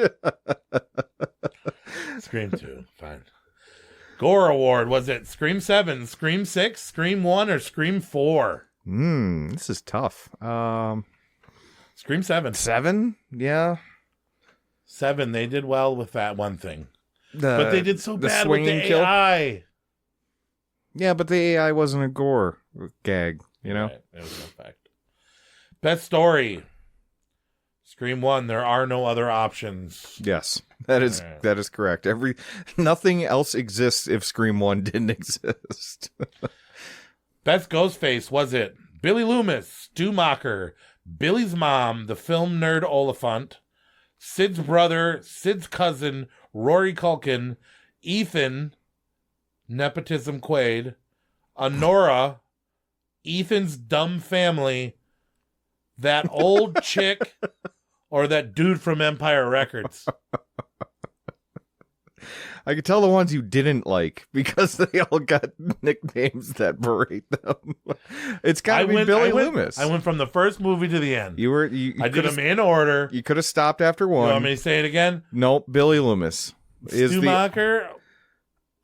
Okay, can we combine them? I mean, they're both the killers. Okay, the best ghost faces were from the first movie, but who was your favorite Ghostface performance? You're telling me it wasn't film nerd Oliphant? No. It wasn't. You're going to run through them again? I kind of want to because it was fun. Do it, yeah. Just do it. Billy's mom, film nerd Oliphant, Sid's brother, Sid's cousin, Rory Culkin, Ethan nepotism Quaid, Honora, Ethan's dumb family. Ethan's dumb family. That old chick or the dude from Empire Records. I like Ethan's dumb family because it's just his whole stupid ass family. Yeah, it's still Billy and Stu at the end of the day. Stu was always my favorite character, though. But you said you really liked Sid's cousin. She's number 3 in the franchise for me. Yeah. All right. I'll go, Billy and Stu with a little dash of Rory Culkin. Oh, you're taking Rory Culkin in this one. He wasn't a good Ghostface, but he was like my favorite actor to play Ghostface that wasn't the first two guys, I guess. Yeah. Okay. Yeah, okay. I mean, better than that old chick. Scream. Yeah, or the guy from Empire Records. Oh, man. All right. Opening call girl. Was it Drew Barrymore as Casey Becker, Jada Pinkett, Cotton Weary, Heather Graham from Stab, Anna Paquin in 4, Jenna Ortega, Samara Weaving, or that Madison chick in the AI Stew House? Yeah, it's Drew Barrymore. Casey Becker? Yeah. You don't think Heather Graham did it better? She showed her tits. She did? No, she didn't. In Stab? No. When they're watching Stab and Scream 2, she's like, she gets in the shower, but yeah, before she gets the phone call. But there's no boobs. If you had a copy of Stab. If I had a copy of Stab of the movie that doesn't exist, you're right. I probably would have seen boobs. You would know that there's boobs. I would have paused it. But Heather Graham shows her boobs. Not in this film. In Stab, she does. Oh, God. Okay, I'm still going to go with Casey Becker. Casey Becker. Although I like the Samara Weaving one. Worst Gale, was it the original Gale? Was it Gale from part 2? The double Gales from part 3? Gale in part 4? Gale in part 5? Gale in part 6 should have died, and Pointless Gale in part 7. The worst Gale has got to be Pointless Gale In part 7. Absolutely no reason for that character to exist in the film. No reason. She might have, honestly, she looked the worst in 5, I think. I think she was at her evilest in part 3. 3? Yeah. And she was, you fucking absolutely worthless. In 7. Yeah. All right. Best female actor in a Scream movie. Interesting. Neve Campbell. Neve Campbell. Yep, that's right for you. Yep. Courtney Cox. Rose McGowan. Sarah Michelle Gellar. Emma Robert. Marley Shelton. Robert. Okay, yes, go on. Isn't it Robert? Roberts? With an S. I forgot that. Roberts. Okay. Marley Shelton. Hayden Pantiera. You're pretty close, yep. Melissa Barrera. Yeah. Or Jenna Ortega. Ortega. Come on, I know. It's not Neve Campbell. It's not Courtney Cox. Who did the best job acting in all these movies? It's I mean, And Rose McGowan was a cool character, but Tatum was awesome. Jenna Ortega, maybe. Jenna Ortega or Emma Roberts, I think. Jenna Ortega, I think. Okay. Well, you take Jenna Ortega, I'll take Emma Roberts. Male actor. Was it David Arquette? Matthew Lizard? I know. Now I'm just I know. doing it. Jamie Kennedy. Skeet Ostrich. Levi Schreiber. Now that one I couldn't tell if you're being serious or not. Mason Gooding or Jack Quaid.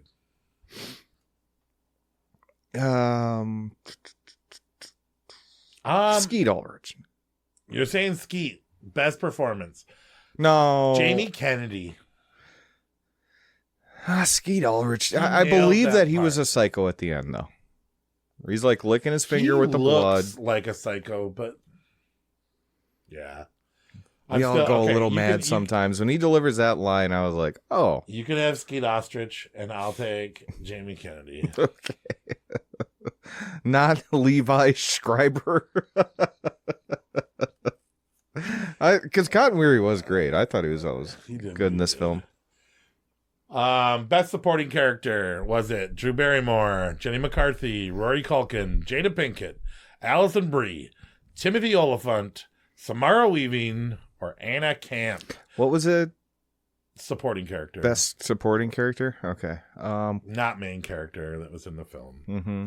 That made a big impact with a little bit of a part. Did you say Rose McGowan? Well, I had her in main. Oh, okay. She's a main one. But you could say that she's a side character if you want. That's tough. Samara Weaving did a great performance. Drew Barrymore, you want to give it to, but you already gave her best fucking opening call girl, which sounds dirty. It does. Jada Pinkett did her part. Drew Barrymore, I'm sorry. The fact that she gave up the lead role to do that role, a smaller role, that's pretty impressive. Good on her for just knowing. All right, crush from a Scream movie. Which girl or guy got you going? Got me going.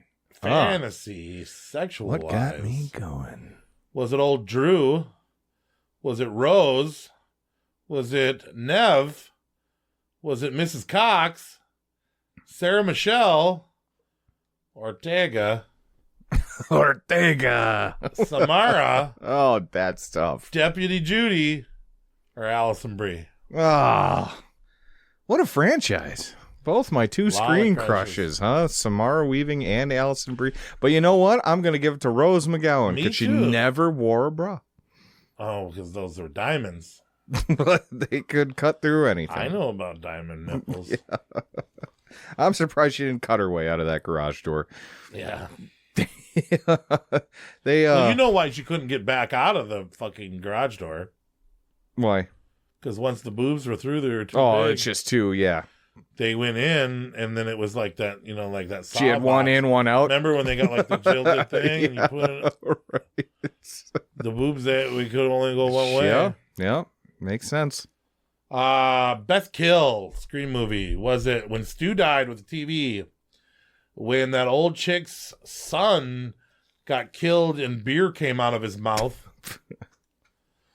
Dewey was heartbreaking. Tatum in the garage. Asian chick on the ladder. Billy's second shot to the brain. What else were really good ones? Honestly, Anna Camp. McKenna Grace's and Anna Camp's death at the end, too. Yeah. They want to shoot her in the head, and then they unload on her face. Which one you think? McKenna Grace. That had to be one of the... That was the best one in the new most movie. brutal ones, yeah. Even though the beer tap one is very memorable, too. Stu TV. The one that made the most impact on me was Tatum in the garage door. But now looking back on it, it's not as big as a deal. Tatum, and then the most heartbreaking one was Dewey for me, honestly. Yeah. I just didn't want Dewey to die. I wanted anyone in the film, He but already died. Dewey We to already die. let him die. He died inside, not And in then real life. Came back.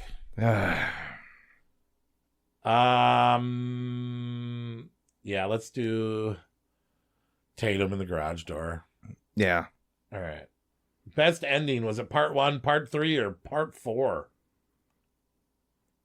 Part 1, but then part 4. Okay. Did you just throw part 3 in there just to fuck with me? Because I'm not sure why I wrote part 3 down. I'm not sure either. That's one of the more problematic ones in the franchise. Just because no one liked the brother angle. No one liked it. What happened after the brother angle? Was I thinking there was something cool happened, like after?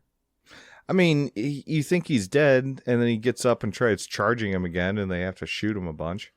And he goes, "Mommy." I don't know if he says mommy, but he gets plugged in the head finally and dies. Most savage scene in a Scream movie, was it Sydney losing her virginity? That is pretty dark, because he immediately gets murdered, at least she thinks so, and then finds out, oh, it's even worse than him being dead. He's the killer. Anna Camp killing her son in number 7. Slut Maureen Prescott.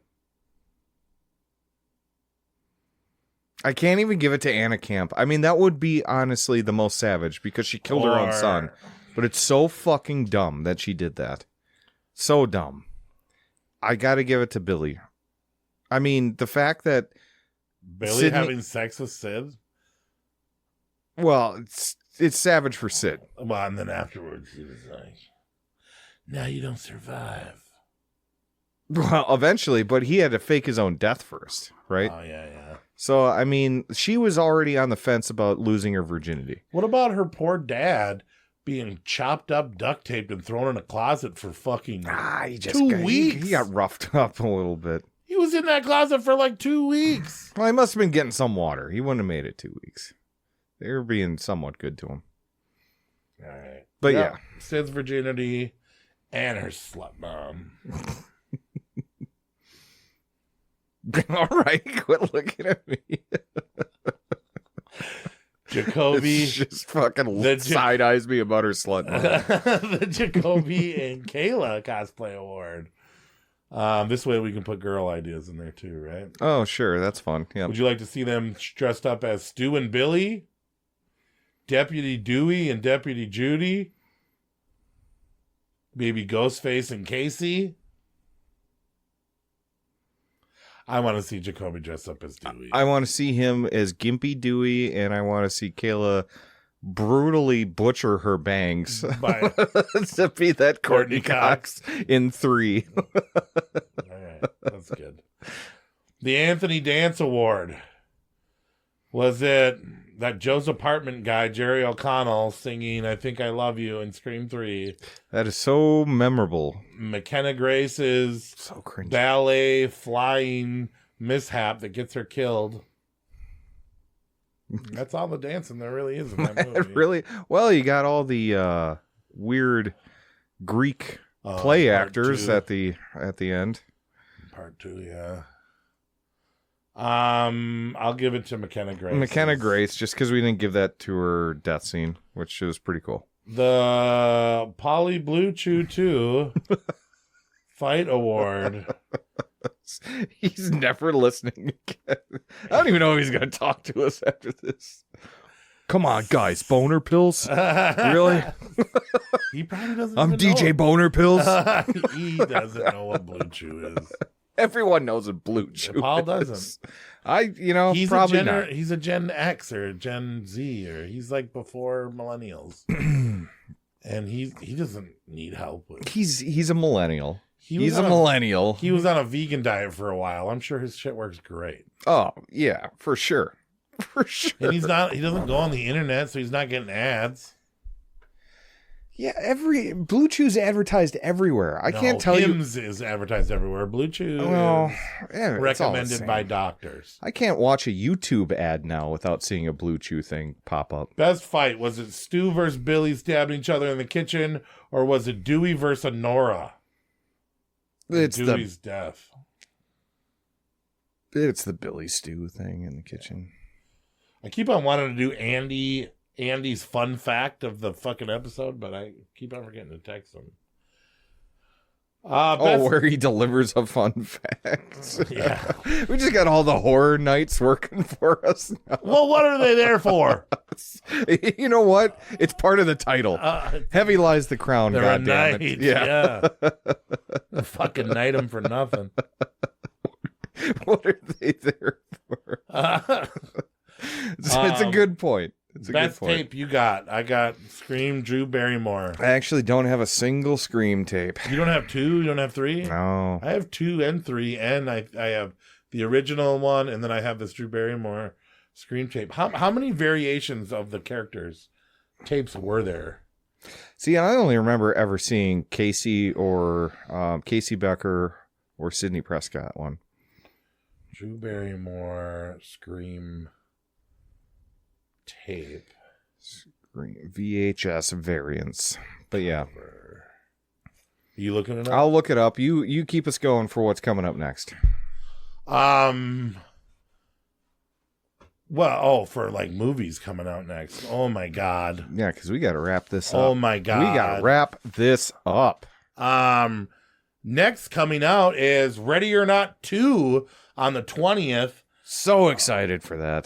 The guys that made 5 and 6 are coming back to make a sequel with Samara Weaving.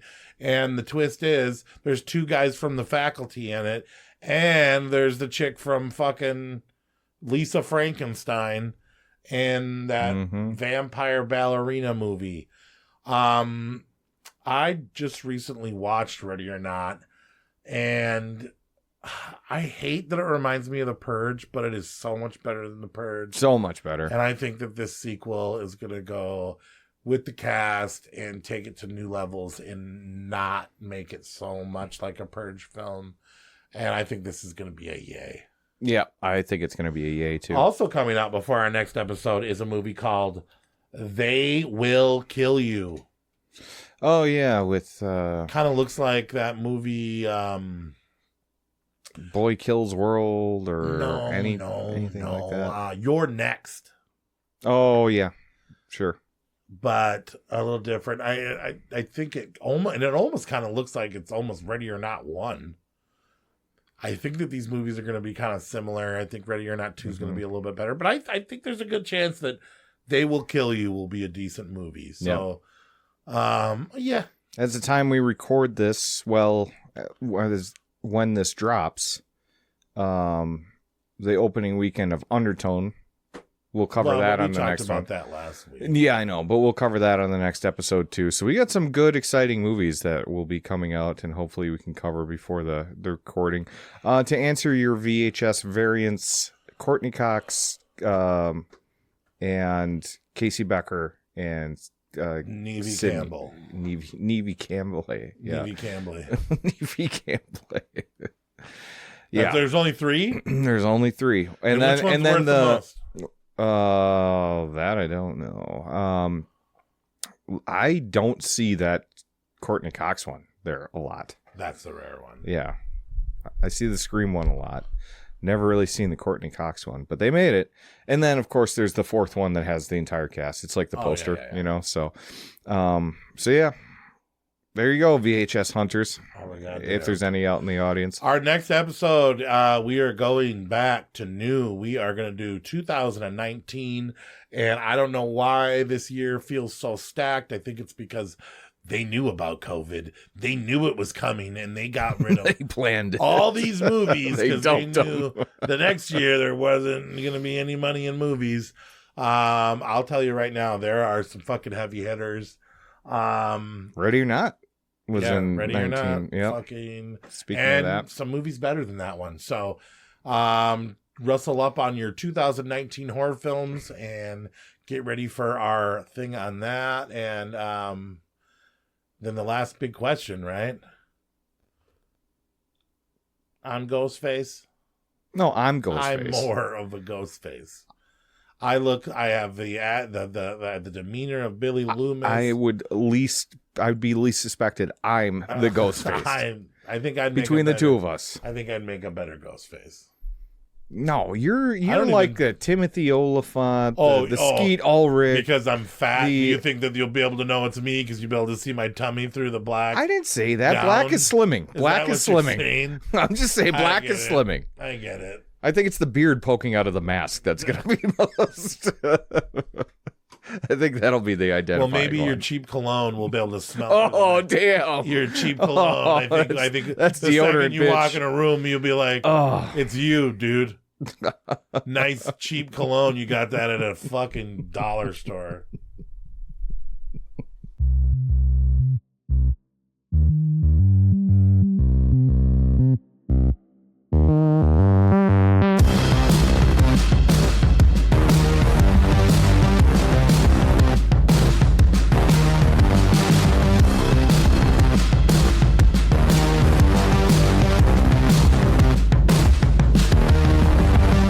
And then I'm gonna be like, oh yeah, I like a guy that uses lotion.